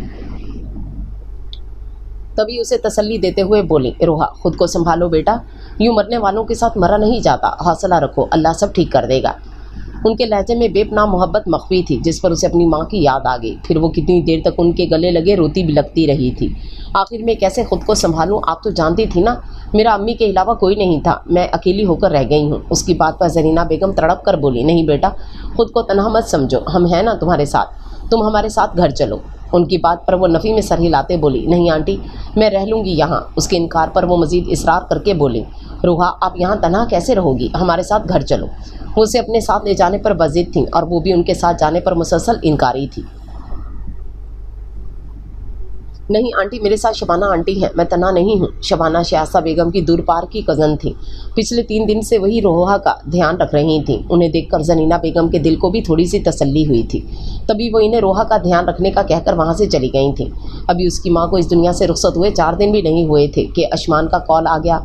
उसे फ़ौरन ऑफिस आने का हुक्म सुना दिया, जिस पर वो खूब कुढ़ी थी, मगर क्या करती, ऑफिस जाना ही था, इसलिए खुद पर जबरन करती हुई वो ऑफिस आ गई थी। मगर आज उसके चेहरे पर हमेशा की तरह मुस्कुराहट नहीं थी, बल्कि एक अजीब ही तरह का दुख था जो अशमान को छोड़कर सभी को अफसरदा कर गया था। ऑफिस के तमाम स्टाफ ने अफसोस जताया, सिवाय अशमान के। उसने तो सफाकी की तमाम हद को तोड़ दिया था। उसने पिछले 3 दिन का काम एक साथ लिया था, जिस पर वो उफ तक नहीं बोली थी। अपना हर काम संजीदगी से करती रही थी। 3 दिन ऐसे ही गुजरे थे मसरूफ़ से। 3 दिन बाद अपना इस्तीफ़ा देकर उसने जॉब को खैरबाद कह दिया था। अब वो दूसरी जॉब की तलाश में लगी थी। अशमान बेटा, हम चाह रहे थे कि अब तुम्हारी शादी हो जानी चाहिए। हम दोनों तन्हा रहकर काफ़ी बोर हो गए हैं। रोहा अली की जॉब छोड़ने के बाद नई सेक्रेटरी ने काम सीखने में काफ़ी वक्त लिया था और उसका बोझ भी बहुत बढ़ चुका था। आज जैसे ही उसे थोड़ी सी फुर्सत मिली तो वो अपने पेरेंट्स के पास थोड़ा सा वक्त बिताने बैठा था, मगर उनकी हमेशा वाली तकरार सुनकर वो झुंझलाहट का शिकार हो गया। डैड, अभी मैं शादी नहीं करना चाहता हूँ, कम अज़ कम 2 साल तक तो बिल्कुल नहीं। वो तीनों कॉफ़ी से शुगल फरमा रहे थे जब वो संजीदगी से बोला था। जरीना बेगम और तनवीर साहब पिछले 2 सालों से उसकी शादी करवाना चाहते थे, मगर वो हाथ ही नहीं आ रहा था। इस बार रोहा अली को देखकर उन्होंने मुसम्मम इरादा कर लिया कि अब वो रोहा जैसी प्यारी लड़की को हाथ से नहीं जाने देना चाहते थे। इसलिए आज एक बार फिर वही जिक्र छेड़ बैठे थे। अशमान, हमने तुम्हारे लिए लड़की देख रखी है, हमें उम्मीद है तुम्हें वो लड़की पसंद आएगी। तनवीर साहब की बात सुनकर उसके सच में होश उड़ गए थे। तभी उसका लहजा कुछ ऊंचा हो गया था। व्हाट, आपने लड़की भी पसंद कर ली और मुझे अब बता रहे हैं? अच्छा, अब ये भी बताने की जहमत कर दें कि वो कौन है जिसको आपने मेरे लिए मुंतखब किया है। उसके पूछने पर जरीना बेगम के चेहरे पर मुंह से मुस्कुराहट दर आई थी। तभी वो बोली, अशमान, तुम उसे बहुत अच्छी तरह से जानते हो। जरीना बेगम का पहेली बुझाना उसे बहुत बुरा लगा तो वो मज़ीद झुंझलाहट का शिकार हो गया। मॉम प्लीज़, मैं पहेलियाँ बुझने के मूड में नहीं हूँ। उसके ख़राब मूड को देखकर तनवीर साहब बोले, जो लड़की हमने तुम्हारे लिए पसंद की है वो रोहा है और मुझे उम्मीद है कि तुम्हें हमारी पसंद पर कोई एतराज़ नहीं होगा। तनवीर साहब की बात सुनकर उसका सर ही चकरा कर रह गया। तभी वो बोला, व्हाट, रोहा अली? डैड, मैं रोहा अली से शादी कैसे कर सकता हूँ? उसके स्टेटस और हमारे स्टेटस में कितना फ़र्क है। नो डैड, मैं रोहा अली से बिल्कुल भी शादी नहीं करूँगा। उसके इनकार पर तनवीर साहब कतियत से बोले, हमने फ़ैसला कर लिया आयुष्मान, तुम्हारी शादी रोहा से होगी और ये हमारा आखिरी फ़ैसला है। उनकी बात पर वो इनकार करते हुए बोला, मगर डैड, आप ऐसा कैसे कर सकते हैं? उसकी बात पर तनवीर साहब सख्ती से बोले, हमने फ़ैसला कर लिया है आयुष्मान, अब मज़ीद कुछ नहीं सुनना हमें। इतना कहकर वो वहाँ से उठ गए। उनके उठने पर वो जरीना बेगम के पास अपनी बात करने गया, मगर वो भी उनके पीछे चल पड़े। वो उन दोनों को यूँ खफा नहीं करना चाहता था, मगर अब वो खफा हो चुके थे और उसकी वजह रोहा अली थी। उसे इस वक्त रोहा से शदीद नफरत महसूस हो रही थी। तभी वो खुद से गोया हुआ, रोहा तुम्हें तो मैं अब बताऊंगा कि असल में अशमान खान क्या है। इतना कहकर वो अपने रूम की तरफ बढ़ गया। उसके दिल में रोहा के लिए नफरत और कुदरत कम होने का नाम नहीं ले रही थी। अब वो उससे इंतकाम लेने के मंसूबे बना रहा था। शाम के वक्त जब जरीना बेगम और तनवीर साहब अशमान का प्रपोज़ल लेकर रोहा के घर गए तो शबाना आंटी ने फ़ौरन हाँ कर दी। उन्हें बैठे बिठाए रोहा के लिए इतना अच्छा प्रपोज़ल मिल गया तो वो उसे ठुकराकर कुफराने नेमत नहीं करना चाहती थीं। उन्हें अपने घर भी जाने की जल्दी थी, इसलिए उन्हें हाँ कहकर उन्होंने अगले हफ्ते ही निकाह के साथ रुखसती भी रख ली थी। जब उन्होंने रोहा को उसका रिश्ता तय होने की खबर दी तो वो पहले हैरान हो गई, फिर बहुत मुश्किल के बाद वो लड़के का पूछ बैठी। अशमान का नाम सुनकर उसका ही तो सर चकरा गया था, मगर वो खामोश रही। उसका जी चाह रहा था वो इनकार कर दे, मगर इनकार करके वो शबाना बेगम का सर नहीं झुकाना चाहती थी, इसलिए खामोशी से सर झुका गई। जुम्मे के दिन निकाह हुआ था, साथ ही रुखसती भी। बारात में ज़्यादा लोग नहीं आए थे, बस कुछ करीबी अजीज़ ही शामिल हुए थे। दोनों भी इस निकाह से खुश नहीं थे, मगर दूसरों की खुशी के लिए दोनों ने सर झुका दिया था। मुख्तलिफ रस्मों के बाद उसे अशमान के खूबसूरत से रूम में लाया गया था। अशमान की कज़न्स उससे छेड़छाड़ कर रही थी और वो अपने चेहरे पर मसनूई मुस्कुराहट सजाए इन्हें बर्दाश्त करते ही रही थी। अशमान की कज़न्स के जाने के बाद जरीना बेगम उसके पास आईं और उसके सर पर मोहब्बत और शफ़क़त से हाथ फेरते हुए बोली, रोहा अशमान कुछ भी बोले उसकी बातों का बुरा मत मनाना। वो ऊपर से थोड़ा सख्त है मगर दिल का बहुत अच्छा है। उनके समझाने पर वो खाली खाली नज़रों से उन्हें देखती रही और सर हिलाकर रह गई। फिर वो चली गई तो रोहा ने अशमान के रूम का जायज़ा लिया। कीमती फर्नीचर से सजा हुआ रूम बहुत वसी था। उसके पूरे रूम को ताज़ा फूलों से सजाया गया था, जिनकी मसूर कुन खुशबू पूरे माहौल पर फुसू तारी कर रही थी। वो माहौल के फुसू में ख़ुद को जकड़ा हुआ महसूस कर रही थी। तभी उस माहौल के शहर से निकलने के लिए उसने टीवी ऑन कर दिया। कुछ देर तक टीवी देखने के बाद उसे नींद आने लगी तो वो बगैर टीवी ऑफ किए ही सो गई। अशमान को उसके दोस्तों ने घेर रखा था, इसलिए उसे अपने रूम में आते आते रात के 2 बज गए। जब रूम के दरवाजे की दहलीज पर पैर रखे तो दिल तेज़ी से धड़क उठा। वो अपने दिल की बदलती कैफियत पर खुद ही हैरान था। फिर उसने अपने दिल की धड़कनों को नज़रअंदाज कर दिया और अंदर चला आया। वो उसके बेड पर गहरी नींद में सोई पड़ी थी। धीमी आवाज़ में टीवी चल रहा था। टीवी ऑन देखकर पहले तो वो ठटका, फिर सोचा ये सब रोहा ही कर सकती है। उसे यूँ ख्वाबे खरगोश के मज़े लूटते देख वो बुरी तरह तप उठा। फिर रोहा अली के सजे सजाए सरापे पर एक नज़र डालकर वो ड्रेसिंग रूम में घुस गया। चेंज करके आने के बाद वो अपने बेड की तरफ आया और उसे गुस्से से झंझोड़ कर डाला। थकन के बाइस उसे बहुत गहरी नींद लगी थी। तभी वो कुछ उसकी इतनी बार झंझोड़ने पर भी नहीं जागी थी, मगर इस बार अशमान ने उसे इतनी ज़ोर से झंझोड़ने पर रोहा को उठना ही पड़ा था। उसने अपने बोझल होती आंखें मसलते हुए ख़तरनाक तेवर लिए खड़े अशमान को देखा, जैसे पूछ रही हो क्या हुआ है, तुम मेरे बेड पर क्या कर रही हो। उसके सवाल पर रोहा अचंभे से उसे देखते हुए बोली, क्या मतलब, मैं बेड पर नहीं सोऊंगी तो क्या सोऊं, कहाँ सोऊंगी, तुम कहीं पर भी जाओ मगर यहाँ नहीं। उसकी बात सुनकर रोहा के आसाब तन गए। वो खुद पर जबर करके अपनी जगह से उठी और बोली, मैं इसी ही बेड पर सोऊंगी, आपको जाना है तो आप कहीं भी जाकर सोएं। उसकी ढिठाई पर तो वो कुछ पल के लिए शशदर सा होकर रह गया, फिर गुस्से से बोला, ये मेरा घर है, मेरा कमरा है और मैं जो कहूँगा तुम्हें वो मानना ही होगा, अब जाओ यहाँ से। उसके लहजे से हकारत टपक रही थी। ऐसा लग रहा था जैसे वो अपनी बीवी से नहीं अदना सी मुलाजमा से बात कर रहा है। उसके लहजे की हकारत देखकर रोहा की आंखें नम हो गईं। वो अपनी आंखों की नमी पहुँचते हुए उसके पास से गुजरने लगी थी। तभी अशमान ने उसका बाजू थाम कर उसे अपने करीब किया और अपने अजली लहजे में गोया हुआ, जब तुम रोती हो ना तो मुझे बहुत खुशी होती है। याद है जब तुम्हारी मदर की डेथ हुई थी, उसके बाद तुम ऑफिस आई थी, तुम्हारी शक्ल देखने के काबिल हो रही थी। उस वक्त हंसी मुस्कुराती हुई रोहा अली की ज़ात का दूसरा पहलू देखकर मुझे बेहद खुशी हुई थी और आज भी हो रही है।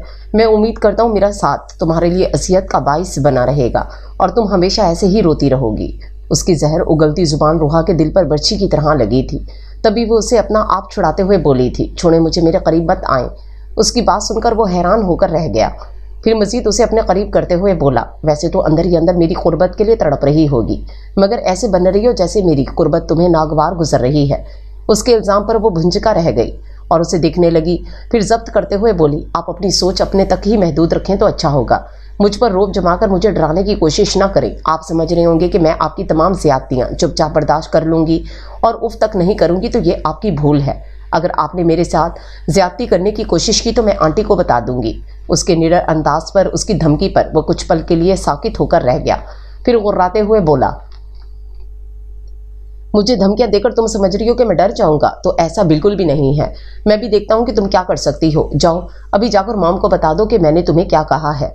तुम्हारी बातों पर वो हंसने के अलावा कुछ नहीं करेंगी। आयुष्मान की बात पर उसने खुद को उसके हिसाब से निकाला और बोली, मुझे पता है आप मुझसे नफरत करते हैं, मगर आपकी ये नफरत आप पर ही भारी पड़ेगी और वो वक्त बहुत जल्दी आएगा। इतना कहकर वो वहां से चली गई और वो उसकी पुश्त को घूरता रह गया। फिर रोहा से बदला लेने के लिए वो जानबूझकर बेड पर फैलकर सो गया ताकि वो आए तो उसे कहीं और सोना पड़े। वो चेंज करके आई तो देखा वो बेड पर फैलकर सोने की भरपूर एक्टिंग कर रहा था। उसे देखकर वो जल्द ही तो उठी थी, तभी चटकते हुए बोली थी, आप ठीक से नहीं सो सकते हैं क्या? अगर आप ऐसे ही फैलकर सोते रहेंगे तो मैं कहाँ सोऊंगी? उसकी बात पर वो लापरवाही से बोला, अपने लिए कहीं पर भी जगह तलाश कर लो, मैं तो ऐसे ही सोता हूँ। उसकी बात पर वो तिलमिलाहट का शिकार हो गई, तभी ढीठ बनकर उसके साइड पर जा सोई। अभी उसे कुछ ही पल हुए थे सोने को, तब उसे अपने ऊपर आयुष्मान का भारी हाथ महसूस हुआ। उसकी कुर्बत रूहा के दिल की धड़कनों को मुंतशिर कर गई थी। तभी वो झटके से अपनी जगह से उठी और तड़क कर बोली, आप सीधे से सो नहीं सकते हैं क्या? उसकी बात पर वो अपनी मुस्कुराहट छुपाते हुए बोला, मैंने तुमसे पहले कहा था मुझे ऐसे ही सोने की आदत है। अगर तुम्हें मेरे पास सोना है तो यही मेरे करीब सोना होगा।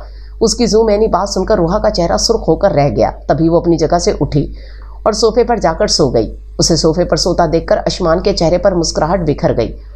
फिर वो खुद पर लिहाज तान कर सो गया और वो उसे यूं सुकून से सोता देखकर जल्दी कुड़ती रही। वो नींद से जागी तो उसे पहली समझ नहीं आया कि वो कहाँ है। फिर उसे अपनी ज़िंदगी में दर आई नई तब्दीली यानी आयुष्मान के बारे में याद आया, तो उसने सुकून से सोए आयुष्मान को देखा। उसे देखकर वो एक बार फिर जलती रही। फिर अपनी जगह से उठी और वॉशरूम में जा घुसी। नहाकर उसने लेमन कलर का ड्रेस जेबे तन किया था। उसी रंग के हाथों में कांच की चूड़ियाँ पहन ली थी। लाइट से मेकअप में वो बहुत अच्छी लग रही थी। अभी वो अपने उलझे हुए लंबे बालों को सुलझा रही थी। उसकी चूड़ियों की खनक से आयुष्मान की नींद डिस्टर्ब होकर रह गई थी। तभी वो अपनी जगह से उठते हुए बेजारी से बोला, ये सुबह सुबह क्या शोर मचा रखा है? तुम्हें जो भी करना है कहीं और जाकर करो, मुझे सख्त नींद आ रही है। आयुष्मान की आवाज़ पर रूहा ने एक नज़र उसे देखा, फिर गोया हुई। 10 बज चुके हैं जनाब, उठ जाइए, आंटी भी उठाने आ चुकी हैं 2 दफ़ा। उसकी बात पर आयुष्मान ने घड़ी में वक्त देखा जो वाकई 10 बजा रही थी। फिर अपनी जगह से उठते हुए बोला, मुझे पता है मुझे समझाने की ज़रूरत नहीं है। इतना कहकर वो वॉशरूम में घुस गया और ज़ोरदार आवाज़ में दरवाज़ा बंद किया। फिर वो नीचे सबके दरमियान आ गई जहाँ उनके इंतज़ार में अभी तक नाश्ता भी नहीं किया गया था। आयुष्मान की कज़न्स की छेड़छाड़ मैंने खीस बातों से वो ज़बरदस्ती मुस्कुराने पर कासिर थी। 10 मिनट बाद आयुष्मान भी नीचे आ गया तो सबने दोनों को घेर लिया, मजीद छेड़छाड़ शुरू कर दी। आयुष्मान तो बेजार सा नजर आ रहा था, वो भी अपने चेहरे के तासुर को छुपा नहीं पा रही थी। फिर ऐसे ही दोपहर तक वो दोनों वहाँ मौजूद रहे। दोपहर में जरीना बेगम के कहने पर वो उठकर अपने रूम में आराम करने चल पड़ी। शाम में होटल में वलीमा था, बहुत धूमधाम से। दोनों स्टेज पर एक दूसरे के पास बैठे बहुत अच्छे लग रहे थे।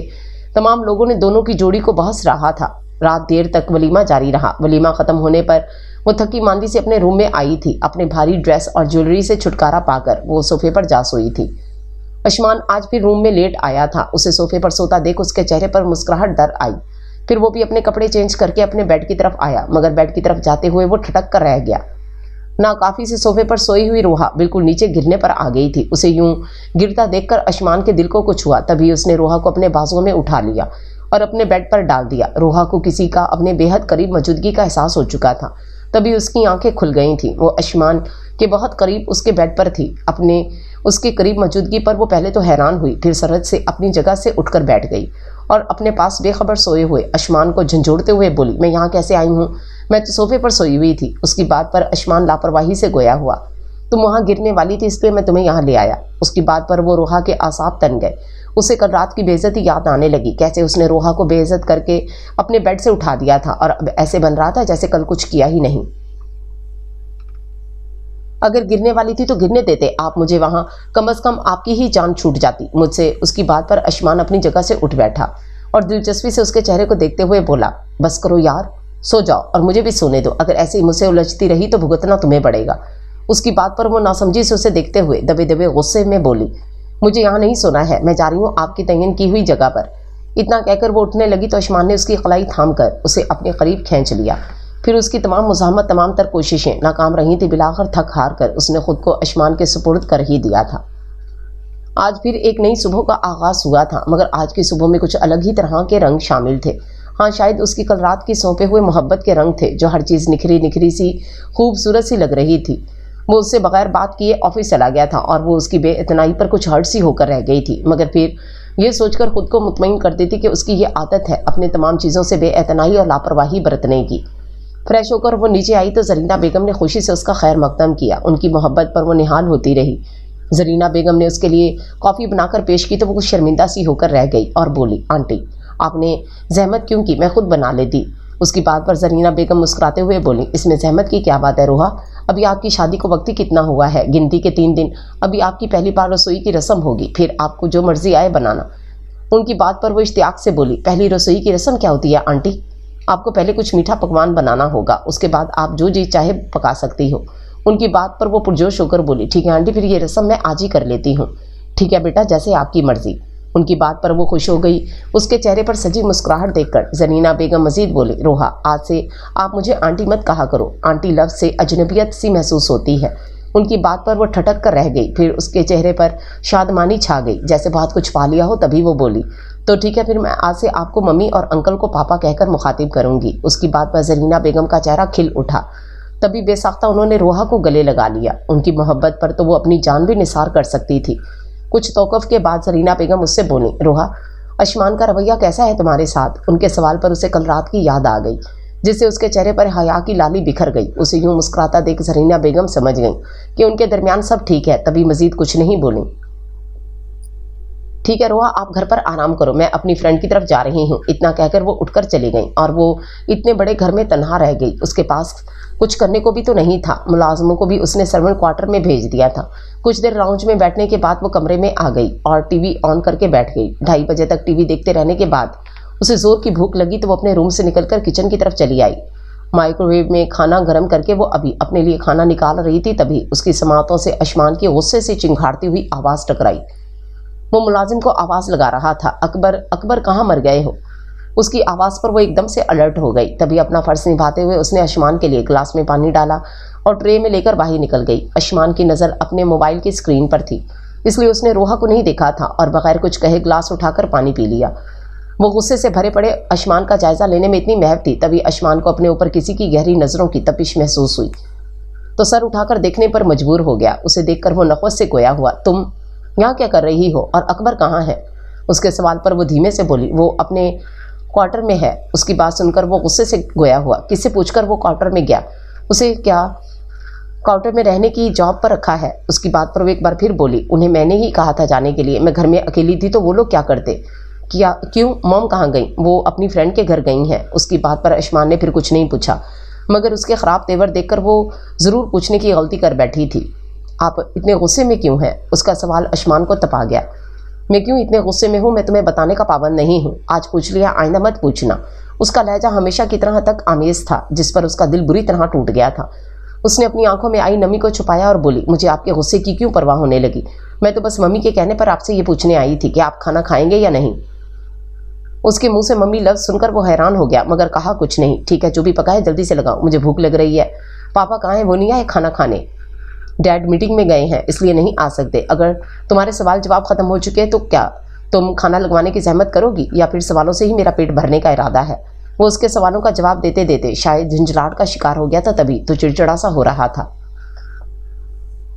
जी मैं अभी लगवाती हूँ खाना, जब तक आप फ्रेश होकर आ जाए। इतना कहकर वो किचन में आ गई। एक बार फिर खाना गर्म करने लगी। अशमान फ्रेश होने अपने रूम में गया, तब तक रोहा खाना लगा चुकी थी। वो वापस आया तो रोहा डाइनिंग टेबल पर खाना लगाए उसका इंतज़ार कर रही थी। उसको यूं अपना इंतज़ार करते देखकर पता नहीं क्यों अशमान को अच्छा लगा था। तभी वो चेयर खींचकर बैठ गया और अपनी प्लेट में खाना निकालने लगा। उसे खाते देख रोहा ने भी खाना शुरू कर दिया। अभी दोनों ने चंद लुक में ही लिए थे कि अशमान रोहा से कह उठा, तुम खाने पर मेरा इंतज़ार मत किया करो, मुझे पसंद नहीं है कोई मेरा वेट करे। उसकी बात सुनकर रोहा को ताज्जुब भी हुआ और हंसी भी आई कि उसे खुद के बारे में कितनी खुशफहमी है।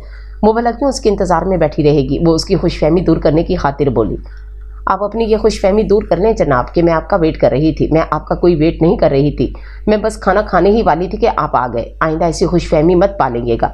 रोहा अली आपका वेट कर रही है। उसकी बात पता नहीं क्यों अशमान को बुरी लगी थी। तभी 2-3 लुक में जहर मार करके वो उठ खड़ा हुआ। उसे यूँ अचानक उठता देखकर रोहा से भी खाया नहीं गया। तभी वो अपना खाना झूठा छोड़कर उठ गई। दोनों की प्लेट सिंक में धोकर और खाना फ्रिज में रखकर वो अपने रूम में चली आई थी। उसे अशमान की बेरुखी बेइतनाई हमेशा की तरह आज भी तड़पा गई थी। वो सोचती रही कि क्या कभी ये शख्स बदल सकता है। फिर उसके अंदर से कहीं से आवाज़ आई, नहीं, शायद कभी नहीं। शाम में जरीना बेगम ने उसे पहली रसोई की रस्म करवाई, जिसमें उसने मीठे में एप्पल पाई बनाया था और खाने के बाद सबकी पसंद की एक एक डिश। तनवीर साहब अशमान को लेकर जल्दी वापस आ चुके थे।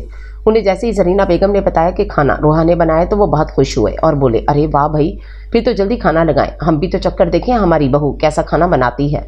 अशमान तुम भी जल्दी आओ भाई, बहुत भूख लग रही है। अपने डैड के तौलेपन पर वो कुछ हैरान सा हुआ। यूं मामूली सी बात पर उनका खुश होना उसे नागवार गुजर रहा था, मगर वो कुछ बोला नहीं। चुपचाप खाना अपनी प्लेट में निकाल कर खाने लगा।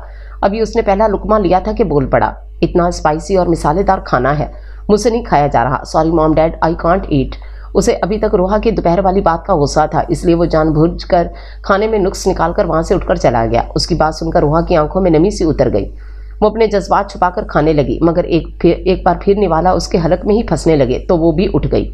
उन दोनों के दरमियान जारी सर्द जंग को देखकर जरीना बेगम और तनवीर साहब परेशान हो गए, मगर वो उनके आपस के मामले में दखल नहीं देना चाहते थे, तभी खामोश रहे थे। रोहा के जाते ही तनवीर साहब बोल पड़े, देखा आपने कितनी बदतमीजी करके गया है। वो अगर खाना पसंद नहीं आया तो ना खाता, मगर बच्ची की दिल आजारी तो ना करता। उन्हें गुस्से में देखकर जरीना बेगम समझाते हुए बोली, तनवीर साहब आप गुस्सा ना हो, मैं समझाऊंगी उसे। मुझे तो लगता है वो रोहा से शादी पर अभी भी हमसे नाराज़ है, इसलिए ऐसे बर्ताव कर रहा है। उनकी बात सुनकर तनवीर साहब मजीद भड़क उठे। शादी नहीं करनी थी तो ना करता, अब क्या वो उसे यूं ही जलील करता रहेगा, ना हंजार कहीं का। उनकी बुड़बुड़ाहट ऐसे ही जारी और सारी रही और जरीना बेगम उन्हें बस देखती रही। वो रूम में आई तो देखा अशमान हाथ में मोबाइल थामे उस पर गेम खेल रहा था। अभी तक उसने चेंज भी नहीं किया था, जैसे आया था वैसे ही लेटा रहा। वो अशमान के पास आई और बोली, आपको खाना अच्छा नहीं लगा था तो ना खाते, मगर इस तरह उठकर जाने की क्या ज़रूरत थी। उसकी बात पर अशमान ने मोबाइल से थोड़ी सी तवज्जो हटाकर उसे देखा और बोला, जब मुझे नहीं खाना था तो मैं क्यों वहाँ रुककर अपना वक्त ज़ाया करता। उसकी बात ने रोहा को तपा कर रख दिया, साथ ही मायूस भी किया कि उसने कितनी चाव से उसकी पसंद का खाना बनाया था, मगर वो कितना जालिम था, एक निवाला चक्कर ही खाने में नुक्स निकालने लगा था। अशमान से नाराज़गी दिखाते हुए वो बेड के बजाय सोफे पर जा सोई थी। उसे सोफे पर सोते देखकर वो बोला, सुनो, मैंने तुमसे कल ही कहा था कि तुम सोफे पर नहीं सोओगी, अब मैं रोज़ रोज़ तुम्हें गिरने से बचाने से तो नहीं आऊँगा। उसकी बात पर रोहा ने उसे सर्द नज़रों से देखा और रुख मोड़ गई। उसकी यह हरकत अशमान को बहुत नागवार गुजरी थी, मगर वो भी चुपचाप अपनी जगह में सोता बना। अभी उन्हें सोए हुए चंद घंटे भी नहीं गुजरे थे कि जब अशमान की आंखें खुल गईं। उसने सोफे पर दराज वजूद को देखा, कुछ पल ऐसे ही बैठकर तसल्ली की कि वो गहरी नींद सो रही है या नहीं। जब उसे तसल्ली हुई तो वो अपनी जगह से दबे पाँव उठकर दरवाज़ा खोलकर किचन की तरफ चला आया। उसे शदीद भूख लगी थी। दोपहर को भी रोहा से बहस की वजह से उससे कुछ खाया ना गया, और अब भी उसने इतना लजीज खाना सिर्फ रोहा को नीचा दिखाने के लिए नहीं खाया था। पेट की आग ही ऐसी होती है कि इंसान को हर चीज़ पसे पुश डालनी पड़ती है। अना अकड़ जिद सब कुछ उसका भूख के मारे बुरा हाल हो रहा था, इसलिए वो अपनी अना अकड़ को पीछे डालकर फ्रिज से ठंडा खाना ही निकाल कर खाने लगा था। अभी उसने गिनती के 2 लुकमे ही लिए थे कि उसे अपनी पुष्ट पर रोहा की तंज भरी आवाज़ सुनाई दी, मेरे हाथ का बनाया हुआ खाना तो बहुत तेज़ मिसालेदार है, फिर अब क्यों खा रहे हैं आप। उसकी बात पर वो बुरा समूह बनाते हुए बोला, मजबूरी है, तुम्हारी वजह से सुबह भी कुछ नहीं खाया था, इसलिए अब काफ़ी ज़ोर की भूख लगी है। सुबह का खाना भी फ्रिज में पड़ा है, आप वो खा सकते हैं। मुझे बासी खाना बिल्कुल पसंद नहीं, अगर तुम्हें पसंद है तो तुम शौक से खाओ। इतना कहकर वो ठंडा खाना ही बड़ी रोगबत से खाने लगा। तभी रोहा को उस पर तरस आ गया। उसने उसके सामने का खाना उठाकर माइक्रोवेव में गर्म किया। गर्म होने के बाद खाने में मज़ीद टेस्ट आ गया था। उसे खाते देख रोहा को भी भूख चमक उठी थी। तभी वो भी बिना कुछ कहे उसकी प्लेट में ही खाना खाने लगी। उसे अपने साथ खाना खाते देख वो कुछ हैरान सा हुआ, फिर बिना कुछ कहे दोनों खाना खाने लगे। जरीना बेगम जो किचन में पानी लेने आई थी, उन्हें ऐसे एक साथ एक ही प्लेट में खाना खाते देखकर खुश हो गईं और उन्हीं कदमों से वापस मुड़ गईं। बेकैद से दिन गुजर रहे थे। उनकी शादी को भी 1.5 महीने को आए थे, मगर अशमान के रवैये में थोड़ी सी भी लचक नहीं आई थी। उसका रवैया हमेशा की तरह सर्द ही था, जिस पर रोहा दिन ब दिन उससे बदजन होती जा रही थी। कभी कभी तो वो सोचने लगती कि वो किसी और को पसंद करता है, मगर अपने पेरेंट्स की जिद के सामने घुटने टेक कर उससे शादी कर ली। दोनों के बीच चल रहे तनाज़े को कम करने के लिए तनवीर साहब और जरीना बेगम ने उनके लिए हनीमून की टिकट भी बुक करवाई थी, मगर दोनों ने ही जाने से साफ इनकार कर दिया। उसके बाद फिर किसी ने जिक्र नहीं किया। रोहा अपनी ज़िंदगी में छाई हुई बोरियत को कम करने की खातिर अलग अलग तरीके तलाश करती रहती। कभी खाना बनाती तो कभी रूम की सेटिंग चेंज करती। अभी भी वो मैगज़ीन की वर्करतानी करते करते थक चुकी थी। टीवी पर भी कोई अच्छा ड्रामा नहीं चल रहा था। उसने थक कर मैगज़ीन दूर उछाला और अपने रूम का जायज़ा लेने लगी। रूम की सेटिंग अभी कुछ दिन पहले ही तो उसने तब्दील की थी। उसने अब मज़ीद करने को जी नहीं चाह रहा था। तभी उसे अचानक ही ख्याल आया कि वो वार्डरोब सेट करे। वो अपनी जगह से उठी, पहले अपनी तरफ के हिस्से को सेट किया, फिर आयुष्मान की वार्डरोब सेट की। आयुष्मान की वार्डरोब हद से ज़्यादा बिखरी हुई थी। बेतरतीबी से रखे हुए कपड़े, ऑफिस की फाइल अलग बिखरी हुई थी और कुछ कीमती डॉक्यूमेंट्स लापरवाही से फेंके हुए पड़े थे। उसकी साइड का हिस्सा सेट करते करते उसे काफ़ी वक्त लग गया था। वो अभी वार्डरोब सेट करके बैठी थी कि आयुष्मान की आमद हुई। उसे देखकर उसने आयुष्मान को नज़रअंदाज कर दिया और अपनी जगह ऐसे ही बैठी रही। आयुष्मान सीधा वार्डरोब की तरफ बढ़ा था। अपनी वार्डरोब खोलकर उसने जैसे ही देखा तो हर चीज़ सलीके से रखी हुई नजर आई। तभी वो हैरान होकर बोला, ये सब किसने किया? उसकी बात पर रोहा ने मुख्तसर कहा, ये मैंने किया है। उसकी बात सुनकर आयुष्मान गुस्से में भड़क उठा। किससे पूछकर मेरी वार्डरोब को सेट किया है तुम्हें अंदाज़ा भी है इसमें कितनी कीमती डॉक्यूमेंट्स हैं? उसके बिला वजह गुस्सा करने पर रोहा उसके पास आई और बोली, मैंने आपकी किसी चीज़ को नहीं फेंका है, हर चीज़ बराबर तरतीब से रखी है। उसकी बात आयुष्मान को मज़ीद तप आ गई। तब उसने सख्ती से रोहा का बाजू पकड़ा और उसे अपने साथ घसीटते हुए ले जाने लगा। वो बस आयुष्मान आयुष्मान करती रही, मगर उसने एक ना सुनी और उसे रूम से निकालकर उसके मुंह पर दरवाज़ा बंद कर दिया। वो अपनी इतनी तजलील पर आंसू भी नहीं बहा सकी, क्योंकि वही उसके रूम के पास ही जरीना बेगम और तनवीर साहब का रूम था। वो खामोशी से चलती हुई लाउंज में जा बैठी। जरीना बेगम लाउंज में आई तो उसे यूं परेशान हाल बैठा देखकर ठटक गईं। तभी उससे बासपुरस करने लगी, रोहा क्या हुआ बेटा, आप यहाँ ऐसे तन्हा क्यों बैठी हो? उनकी बात पर वो ज़बरदस्ती मुस्कुराने की कोशिश करते हुए बोली, बस मम्मी मेरे सर में दर्द हो रहा था और चक्कर आ रहे हैं, इसलिए यहाँ बैठी हूँ। उसकी बात पर जरीना बेगम के चेहरे पर भून सी मुस्कुराहट दर आई। वो बिना कुछ कहे ही वहाँ से उठकर अपने रूम की तरफ बढ़ गई। रोहा आयुष्मान के दरवाज़ा खोलने का इंतज़ार करती वहीं बैठ गई। इस बार सच में उसका सर चकरा रहा था, जी अलग मतला रहा था, मगर वो अपनी जगह पर ही टिकी रही थी। जब आयुष्मान को भूख का एहसास हुआ तो खुद ब खुद उसने दरवाज़ा खोल दिया। एक अचटती सी नज़र रोहा पर डालकर वो डाइनिंग टेबल की तरफ बढ़ गया और रोहा उसकी सफाकियत पर कुड़ती हुई अपनी जगह से उठकर रूम में आ गई। वो रूम में आई तो पूरा रूम बिखरा हुआ पड़ा था। उसके 3 घंटे की मेहनत सर्व करके जमाए हुए कपड़े उसने बेदर्दी से फेंक दिए थे। आयुष्मान की सरकत पर ढेरों आंसू उसकी आंखों से निकलकर उसके कपड़ों में जज्ब होकर रह गए। वो अपने कपड़े समेटने लगी तो वो रूम में आया। उसे देखकर गुस्से से बोला, तुम अब यहाँ नहीं रह सकती हो, तुम्हें मेरा घर छोड़ना होगा। मैं तंग आ चुका हूँ तुमसे और इन पाबंदियों से, इसलिए मैं चाहता हूँ तुम अपने घर चली जाओ। उसकी बात पर रोहा हैरान परेशान होकर उसे देखती रही, मगर लबों पर लगा चुप्पी का कुफल ना टूटा। तब वो मजीद बोला, अब मेरी शक्ल क्या देख रही हो, जाओ यहाँ से। अब की बार वो इतनी ज़ोर से धाड़ा कि वो डर गई। फिर उसने अपनी आंखों में उमड़ आने वाले आंसुओं को अपने हाथ की पूंछ से पोंछा और अपने कपड़े बैग में भरने लगी। उसने सिर्फ वही कपड़े लिए थे जो वो अपने साथ लेकर आई थी। इसके अलावा किसी भी लिबास को उसने हाथ तक नहीं लगाया था, ना ही पैसे लिए थे। वो जिस तरह खाली हाथ आई थी वैसे ही निकल गई, बगैर ये सोचे कि आगे क्या होगा। वो रात के अंधेरे में अपने घर आ चुकी थी। इस 1-1.5 महीने में उसके फ्लैट की हालत बहुत अबतर हो चुकी थी। धूल मट्टी से अटा पड़ा फ्लैट साफ़ करने में उसे 1 घंटे का वक्त लगा था। पूरा घर साफ़ करके वो इतनी थक चुकी थी कि उसे ख्याल भी नहीं रहा कि वो आयुष्मान के घर से भूखी आई। उसे भूख बर्दाश्त नहीं होती थी, मगर आयुष्मान की इल्तफात के बाइस वो ऐसे ही भूखी सो गई। वो नींद से जागा तो उसकी नज़र सीधे वॉल क्लॉक पर पड़ी। सुबह के 9 बज रहे थे। हालांकि इस वक्त वो तैयार होकर रोज़ ब्रेकफास्ट करता था। इतना टाइम देखकर वो गुस्से से बोला, रोहा तुमने मुझे जगाया क्यों नहीं? उसकी नज़रें पूरे रूम में रोहा को तलाश कर रही थी, मगर वो वहाँ मौजूद होती तब उसे जगाती ना। फिर उसे याद आया कि उसने ही रोहा को अपनी ज़िंदगी से अपने घर से निकाल दिया है। उसके ख्याल को झटकता हुआ वो वॉशरूम की तरफ बढ़ गया। फ्रेश होकर नाश्ते की मेज़ पर आया तो जरीना बेगम ने पहला सवाल रोहा के बारे में ही किया, आयुष्मान रोहा कहाँ है? उसकी तबीयत तो ठीक है ना? वो कल ही मुझसे कह रही थी कि उसे चक्कर आ रहे हैं। उनकी बात सुनकर वो लापरवाही से गोया हुआ। माँ वो अपने घर चली गई है। उसकी बात पर वो दोनों ही ठटक गए। तभी तनवीर साहब बरहमी से गोया हुए, क्या मतलब अपने घर गई है? तुम्हें अंदाज़ा है उसके घर को कोई नहीं रहता, फिर वो वहाँ क्यों गई?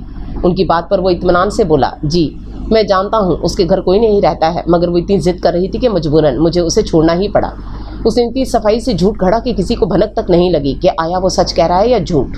आयुष्मान तुम्हें उसे यूँ तन्हा नहीं जाने देना चाहिए था। तन्हा बच्ची को कुछ हो गया तो?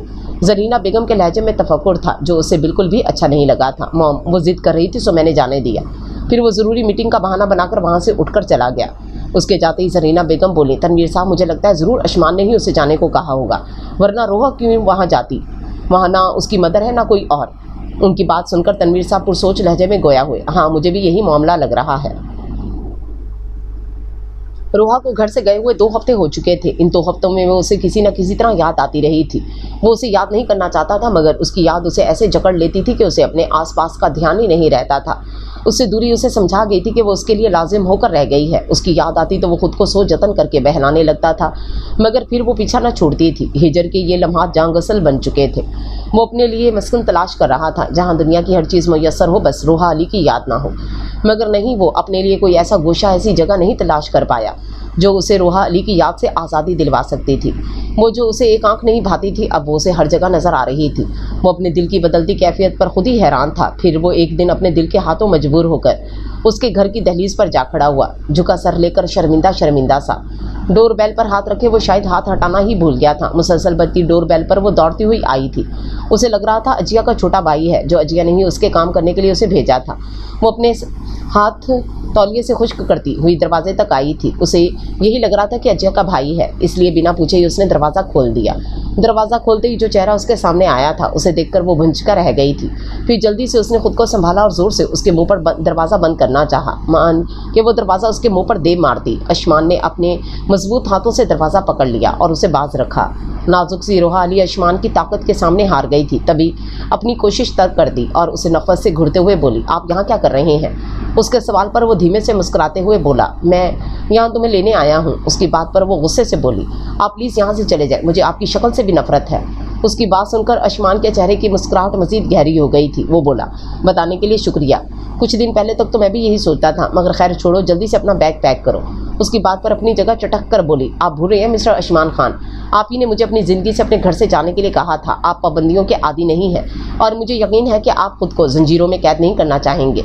उसके तंज पर वो हंकार भर कर रह गया और फिर बोला, यार कभी कभी आदमी गुस्से में क्या कह जाता है उसे खुद नहीं पता होता। मैं भी गुस्से में क्या कह गया कुछ खबर नहीं हुई। प्लीज़ यार ऐसे ना सताओ, चले चले प्लीज़, आप अपना भी और मेरा भी वक्त बर्बाद ना करें, यहाँ से चले जाएं। कितनी बेमुरवत बीवी हो तुम यार, कब से तुम्हारा शौहर तुम्हारे घर की दहलीज पर खड़ा है, मगर ना जी तो आपको तो इतनी भी तौफीक नहीं कि उसे अंदर आने की दावत दे दें। आप मेरे पीछे खुद को ख्वार ना करें। मेरा ये 2 गज़ का घर आपकी शायान शान नहीं, आपका दम घुटने लगेगा। उसके तंज पर उसके माथे पर एक शिकन तक ना आई थी, बल्कि वो फंदा पेशानी से उसके तंज में बड़ी बातें बर्दाश्त कर रहा था। मुझे नहीं पता था मेरी बीवी तंज करने में PhD कर रखी है। रोहा से बर्दाश्त करना मुश्किल हो रहा था, उसका सर शदीद चकरा रहा था, मतली हो रही थी। वो उसे ही वहीं छोड़कर वॉशरूम की तरफ दौड़ी थी। कुछ देर के लिए वो हैरान परेशान सा रहा था, फिर उसके लबों पर गहरी मुस्कुराहट अहाता कर गई थी। रोहा अली अपना निढाल सा वजूद घसीटते हुए वॉशरूम से बाहर आई। तब वो उसके सामने आया और बोला, मुझे मुबारकबाद नहीं दोगी? उसकी बात पर वो नासमझी से उसे देखने लगी, जैसे पूछ रही हो किस बात पर। तभी वो उसके थोड़ा और करीब आया और बोला, मैं बाप बनने वाला हूँ। उसकी बात सुनकर वो एकदम से हैरान हो गई। उसका दिल जोरदार अंदाज में धड़का था। तभी वो उससे दूर होते हुए बोली थी, आप ये क्या बकवास कर रहे हैं? उसकी बात पर वो संजीदगी से गोया हुआ, बकवास नहीं सच कह रहा हूँ, अब इसी खुशी में घर चलो। उसकी फरमाइश पर वो कतियत से गोया हुई, मैं कहीं नहीं जा रही हूँ, आप प्लीज़ चले जाएं। पहले ही मेरी तबीयत ठीक नहीं है, हाँ इसलिए तो कह रहा हूँ घर चलो। आपने मेरी इज़्ज़त नफ्स को मजरूह किया है मिस्टर अशमान खान। मैं इतनी गिरी पड़ी नहीं, इतनी आराज़ा शय नहीं हूँ कि आप जब चाहें मुझे अपनी ज़िंदगी से निकाल दें और जब चाहें अपनी ज़िंदगी में शामिल कर लें। संजीदगी से कहकर वो अपने रूम में चली गई। वो भी उसके पीछे पीछे आ गया और ढीठ बना उसके बेड पर लेटते हुए बोला, सुनो, तुमने जो भी पकाया वो खाने के लिए ले आओ, कसम से बहुत ज़ोर से भूख लगी है। रोहा जो वार्डरोब में सर्दियों से नज़रअंदाज करने की अपनी सी सही कर रही थी, तब उसकी बात सुनकर धीमे लहजे में बोली, मैंने कुछ नहीं पकाया है, अजिया के घर से मेरे लिए खाना आता है। उसकी बात सुनकर वो अपनी जगह से हैरत से उठ बैठा और बोला, क्यों, तुमने कुछ क्यों नहीं पकाया? क्या तुम्हें खाना पकाना नहीं आता जो दूसरों के घर का खा रही हो? उसका सवाल सुनकर रोहा के लबों पर काटदार मुस्कुराहट अहाता कर गई। तब वो इस सहजाइया लहजे में गोया हुई, घर में राशन नहीं है और आपको याद नहीं होगा तो बता दूं, मैं आपके घर से खाली हाथ आई थी। उसकी बात सुनकर अशमान पर घुड़ों पानी फिर गया। वो मारे शर्मिंदगी के सर तक नहीं उठा सका था। तभी वो अपनी जगह से उठकर उसके पास आया और उसका झुका सर ऊपर उठाते हुए बोला, सॉरी, मुझे ऐसा नहीं करना चाहिए था, मैं अपने किए पर बहुत नादिम हूँ। तुम अंदर से दरवाज़ा बंद कर लो, मैं कुछ ही देर में वापस आता हूँ। इतना कहकर वो चला गया और रोहा अपनी आंखों में आई नमी पहुँचते हुए किचन की तरफ चली आई। अशमान घर बाहर निकला और जरीना बेगम को कॉल करने लगा। Hello mom. उसकी आवाज़ सुनकर जरीना बेगम की बेताब आवाज़ मोबाइल से सुनाई दी। हेलो अशमान, तुम कहाँ हो? तुम्हारे डैड कितने परेशान हैं, तुम्हारे लिए तुम ऑफिस भी नहीं गए हो। उनकी बेताबी की वजह वो समझ चुका था, इसलिए रसानियत से गोया हुआ, मॉम मैं रोहा के घर पर हूँ, उसे लेने के लिए आया हूँ, मगर मोहतरमा नखरे दिखा रही है, वो साथ नहीं आना चाहती। उसकी बात सुनकर जरीना बेगम मुस्कुराने लगी, फिर मोहब्बत भरे लहजे में गोया हुई, अच्छा मान नहीं रही है तो बेटा मनाओ उसे, वो अगर ना मानी तो तुम्हें भी घर आने की ज़रूरत नहीं है। उनकी बात सुनकर वो हंस पड़ा। अभी तो उन्हें एक और खुशखबरी सुनानी थी, मगर ये सोचकर वो खामोश रह गया कि ये खबर वो उन्हें घर जाकर ही सुनाएगा। थैंक यू मॉम मेरा साथ देने के लिए, प्लीज़ आप डैड को भी समझा दीजिएगा। हाँ मैं उन्हें समझा दूंगी, तुम फिक्र ना करो। इतना कहकर उन्होंने कॉल कट कर दी और फिर वो ढेर सारा राशन लेकर घर आया तो वो इतना सारा राशन देकर हैरान सी हो गई और तंजिया लहजे में गोया हुई, ये आप इतना सारा राशन क्यों ले आए? कब तक मेरे घर रहने का इरादा है? उसके सवाल पर वो संजीदगी से बोला, अब ये तो तुम पर डिपेंड करता है कि तुम कब तक मुझे यहाँ रहने पर मजबूर करती हो। मैंने आपको मजबूर नहीं किया, आप जा सकते हैं। और ये बात भी अच्छी तरह अपने जहन में बिठा लें कि मैं यहाँ से कहीं नहीं जाऊँगी। इस बार वो इतनी ज़ोर से चीख पड़ी कि उसका तनफ़ुस बिगड़ गया। उसे यूँ होसा करते देख वो उसके करीब आया और उसका बाजू थाम कर उसे रसानियत से समझाते हुए बोला, प्लीज़ रोहा, होसा ना करो, हमारे आने वाले बच्चे पर बुरा असर होगा। उसकी बात सुनकर वो मज़ीद बेपर गई। ये क्या बकवास लगा रखी है आपने? अगर मज़ीद एक बार आपने कुछ कहा तो मैं कुछ कर बैठूंगी अपने साथ। उसके चेहरे के पथरीले तासुर देखकर वो घबरा ही तो गया, इसलिए अपने मुंह से मज़ीद कुछ नहीं निकाला। फिर वो उसे नज़रअंदाज करके किचन में चली गई तो वो भी उसके पीछे पीछे किचन में आ गया। किचन इतना छोटा सा था कि कहाँ से शुरू होकर कहाँ से ख़त्म होता पता ही नहीं चलता था। वो सब्ज़ी कट करने लगी तो उसे वो दिन याद आ गया जब अशमान ने उसके हाथ के बने खाने में नुक्स निकाल कर उसे हर्ट किया था। कितनी ज़्यादतियाँ की थी उस शख्स ने रोहा के साथ। उस शख्स ने एक भी खुशगवार याद नहीं दी थी उसे। उसकी की गई ज़्यादतियाँ याद करके रोहा की आंखें भर आई थीं। वो उसकी दी गई तल्ख यादों में इस कदर गर्क थी कि उसे खबर ही नहीं हुई कब वो उसके पीछे आया था और उसके करीब होते हुए सरगोशी नुमा लहजे में गोया हुआ, मेरे बारे में सोच रही हो? उसकी गर्म सांसों की तपी से रोहा को अपना चेहरा जलता हुआ महसूस हुआ था तो वो अपनी जगह से गुस्से से मुड़ी थी। इस तरह से वो मज़ीद अशमान के करीब आ चुकी थी जिसे उस पर झुंझलाहट तारी हो चुकी थी। उसे झुंझलाया हुआ देखकर अशमान के लबों पर मुस्कुराहट रेंग गई। उसकी गुस्ताखी करने को जी चाह रहा था, तभी उसने रोहा को मज़ीद खुद से करीब कर लिया। उसे बेखुद सा होता देखकर रोहा एकदम से होश में आई और उसे पूरी कुव्वत से पीछे धकेल दिया। अशमान जो ढीले से अंदाज में खड़ा था, रोहा के धक्का देने पर उसका सर उसके पीछे मौजूद दीवार से जा टकराया था। उसके मुंह से शदीद कराह निकली थी जिस पर वो घबरा कर उसे देखते हुए बोली, सॉरी, वो पता नहीं कैसे हो गया। उसको यूं घबराया हुआ हवास बाख्ता देखकर अशमान के लबों पर शरीर मुस्कुराहट अहाता कर गई थी। तब वो अपने सर को थाम कर बोला, बहुत दर्द हो रहा है रोहा। उसको यूं तड़पता देखकर रोहा ने उसका हाथ थाम लिया और बोली, आप प्लीज़ मेरे साथ रूम में चलें। इतना कहकर वो उसे सहारा देकर लेकर जाने लगी। अशमान के चेहरे की मुस्कुराहट मज़ीद गहरी हो गई। उसने रोहा के नातवा कंधों पर अपना हाथ रख दिया। ऐसा लग रहा था वो उसका सहारा नहीं ले रहा बल्कि उससे करीब होने की कोशिश कर रहा है। रोहा को अपने किए पर बहुत दुख हो रहा था। वो शर्मिंदा सी थी, इसलिए उसकी हरकत पर ज़्यादा नोट नहीं लिया था। उसे बेड पर लेटाकर वो फ्रिज से बर्फ़ लेने के लिए जा रही थी तब अशमान ने उसकी कलाई थाम ली और उसे अपनी तरफ खींच लिया। वो समझ रही थी सर पर चोट लगने के बाइस वो अपने होश में नहीं है, तभी तो बौखला कर रह गई। अशमान, आप ठीक तो है ना? उसके पूछने पर अशमान ने उसके चेहरे पर आई बालों को उसके कान के पीछे उड़सा और नफ़ी में सर हिलाते हुए शदीद जज्बाती लहजे में बोला, नहीं रोहा, मैं ठीक नहीं हूँ, बहुत दर्द हो रहा है। उसकी बात पर वह उस बात में सर हिलाकर अपने दिल के मुकाम पर उसका हाथ रखते हुए बोला, हाँ बहुत दर्द हो रहा है यहाँ। उसकी बात सुनकर वो गुस्से से भर गई और बोली, आप झूठ बोल रहे थे इतनी देर से सिर्फ इसलिए कि मैं आपके साथ आपके घर चलूं। तो आप सुन ले मिस्टर अशमान, मैंने फ़ैसला कर लिया और मेरा फ़ैसला अब कभी नहीं बदलेगा। अपनी बात कहकर वो खुद को उसके हिसाब से निकालने की सही करने लगी मगर उसने ऐसे होने नहीं दिया। तो फिर चली हो ना घर वापस। उसकी बात सुनकर वो तंजिया बोली, मैंने कितनी बार कहा है आपसे, मुझे नहीं जाना आपके साथ। अभी आपको यहाँ आए चंद घंटे ही तो हुए हैं और आपने हार मान ली। इस बात से पता चलता है कि आप कितने मजबूत आसाब के मालिक हैं। उसकी बात पर वो हंसते हुए गोया हुआ, मैंने कहा हार मानी, बल्कि मैं तो यहाँ आकर बहुत खुश हूँ। हम दोनों हनीमून पर भी नहीं गए थे, इसी तन्हाई का अब फ़ायदा उठा लेते हैं। उसकी बात सुनकर रोहा का चेहरा मारे खिफ्त के सुर्ख होकर रह गया। फिर वो मौके का फ़ायदा उठाते हुए झटके से अपनी जगह से उठकर चली गई और वो सर्द आह भर कर रह गया। उसके जाते ही उसने तकिया बराबर किया और लेट गया मगर उसके सर में टीस सी उठ रही थी। अब जाकर सही मैनों में उसे एहसास हुआ था कि उसके सर में शदीद जोर की लगी थी। उसने अपने सर में उठती हुई टीसों को कम करने की खातिर अपने सर पर मजीद एक कुशन रख दिया और आंखें बंद कर दी। वो गहरी नींद में सोया था तब वो दोबारा रूम में आई। उसे यूं सर पर कुशन रखे सोया देखकर उसके दिल को कुछ हुआ। वो एहतियात से उसके नज़दीक आई और उसके सर पर से कुशन उठाकर उसके सर का मुआयना करने लगी। वाकई में उसके सर पर ज़ोर से चोट लगी थी, गोला सा आ गया था। रोहा ने उसे रहम भरी नज़रों से देखा और किचन में चली गई। फिर एक बाउल में आइस क्यूब ले आई और उसके सर पर लगाने लगी। ठंडक का एहसास और उसकी कुर्बत के एहसास ने अशमान को आंखें खोलने पर मजबूर कर दिया। तभी उसने एहतियात से अपना सर अपने करीब बैठी रोहा की गोद में रख दिया। उसका यूँ अपनी गोद में सर देखकर वो बोली, ये क्या कर रहे हैं आप? उसकी बात पर वो आराम से बोला, ज़ख्म दिया है तो मसीहाई भी तुम्ही को करना होगी। उसकी बच्चों की तरह हरकत देख मजीद बोली, अशमान उठे, मुझे बहुत सारे काम हैं, मुझसे ज़्यादा और कौन सा अहम काम हो सकता है। बेमुरवत लड़की। उसको हद से बढ़ता देख वो सर्द लहजे में गोया हुई, अब आप हद से ज़्यादा बढ़ रहे हैं अशमान। मैंने आपसे थोड़ी सी हमदर्दी क्या जता दी, आप सारी हदें अबूर करने पर आ गए।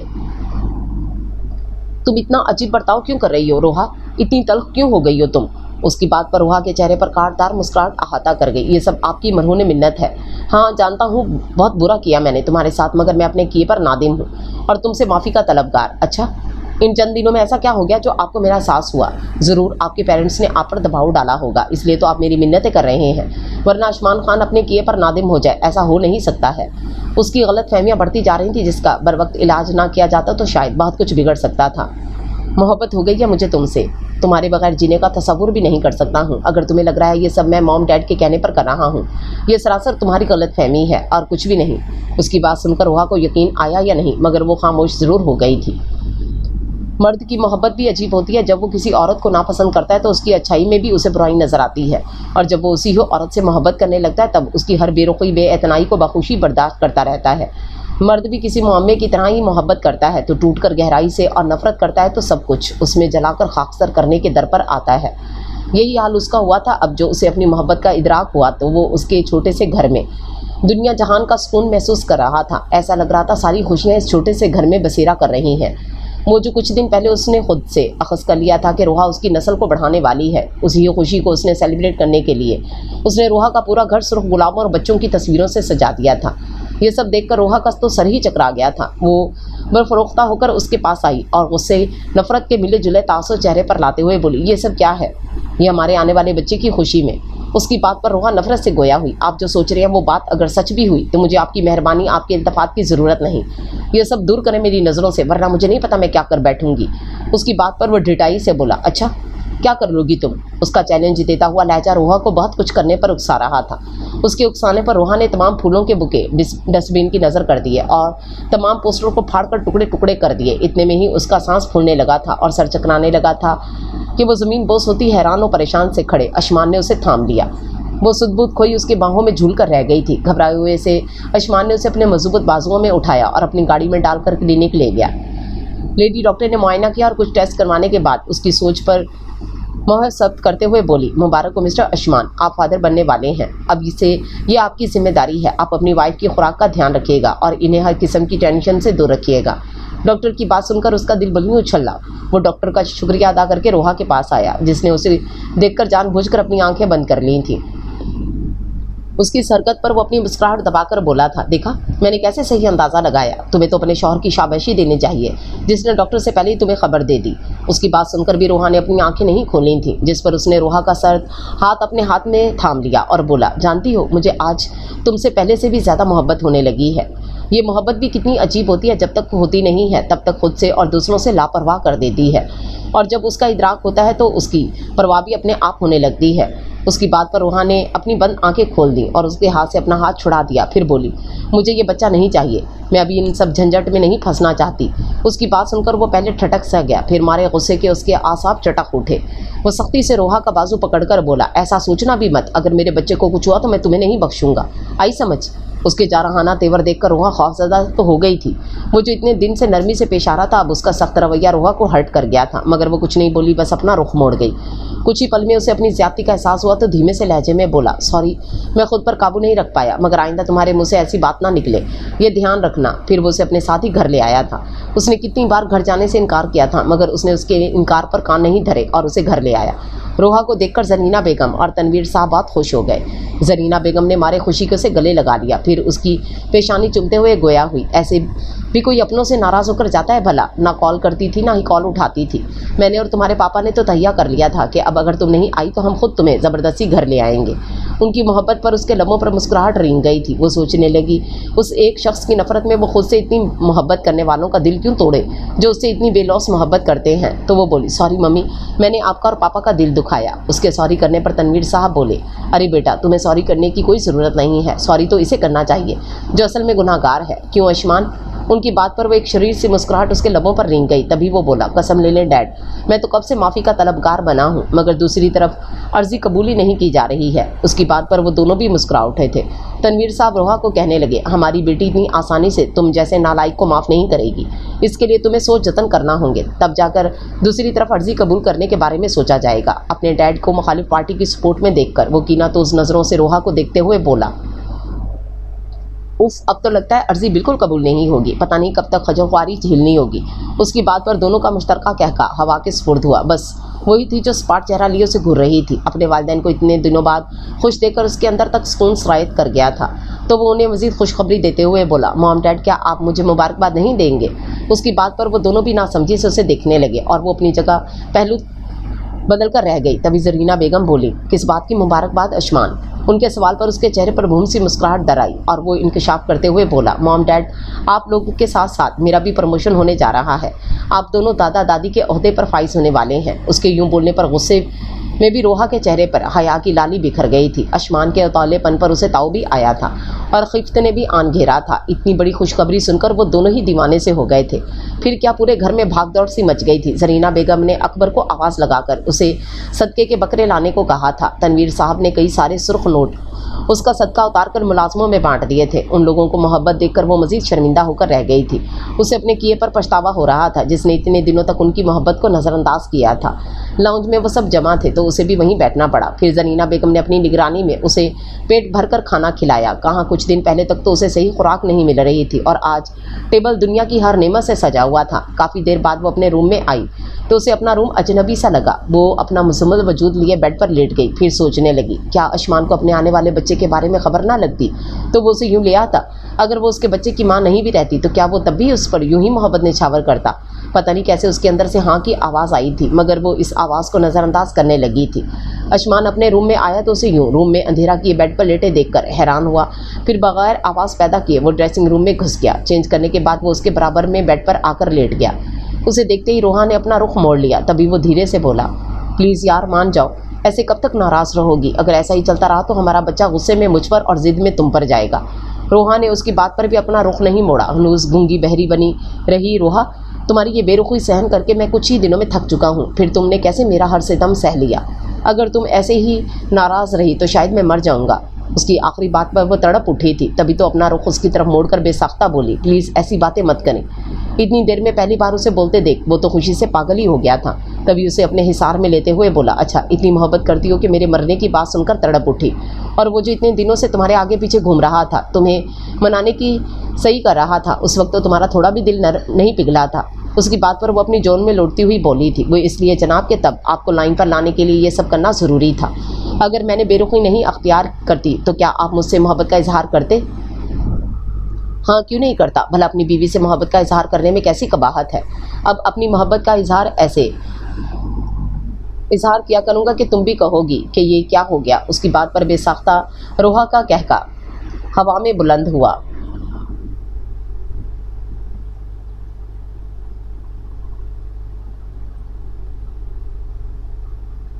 उसे यूं इतने दिनों बाद मसरूर सा देखकर अशमान ने उसकी दायमी खुशियों के लिए दुआ मांगी थी। वो अशमान को खुद की तरफ ऐसे तकते पाकर घबरा सी गई थी। तभी संजीदगी से गोया हुई, डियर रीडर एंड लिसनर, जो नावल हम रीड कर रहे हैं उसका नाम है मेरी मोहब्बत तुम ही हो।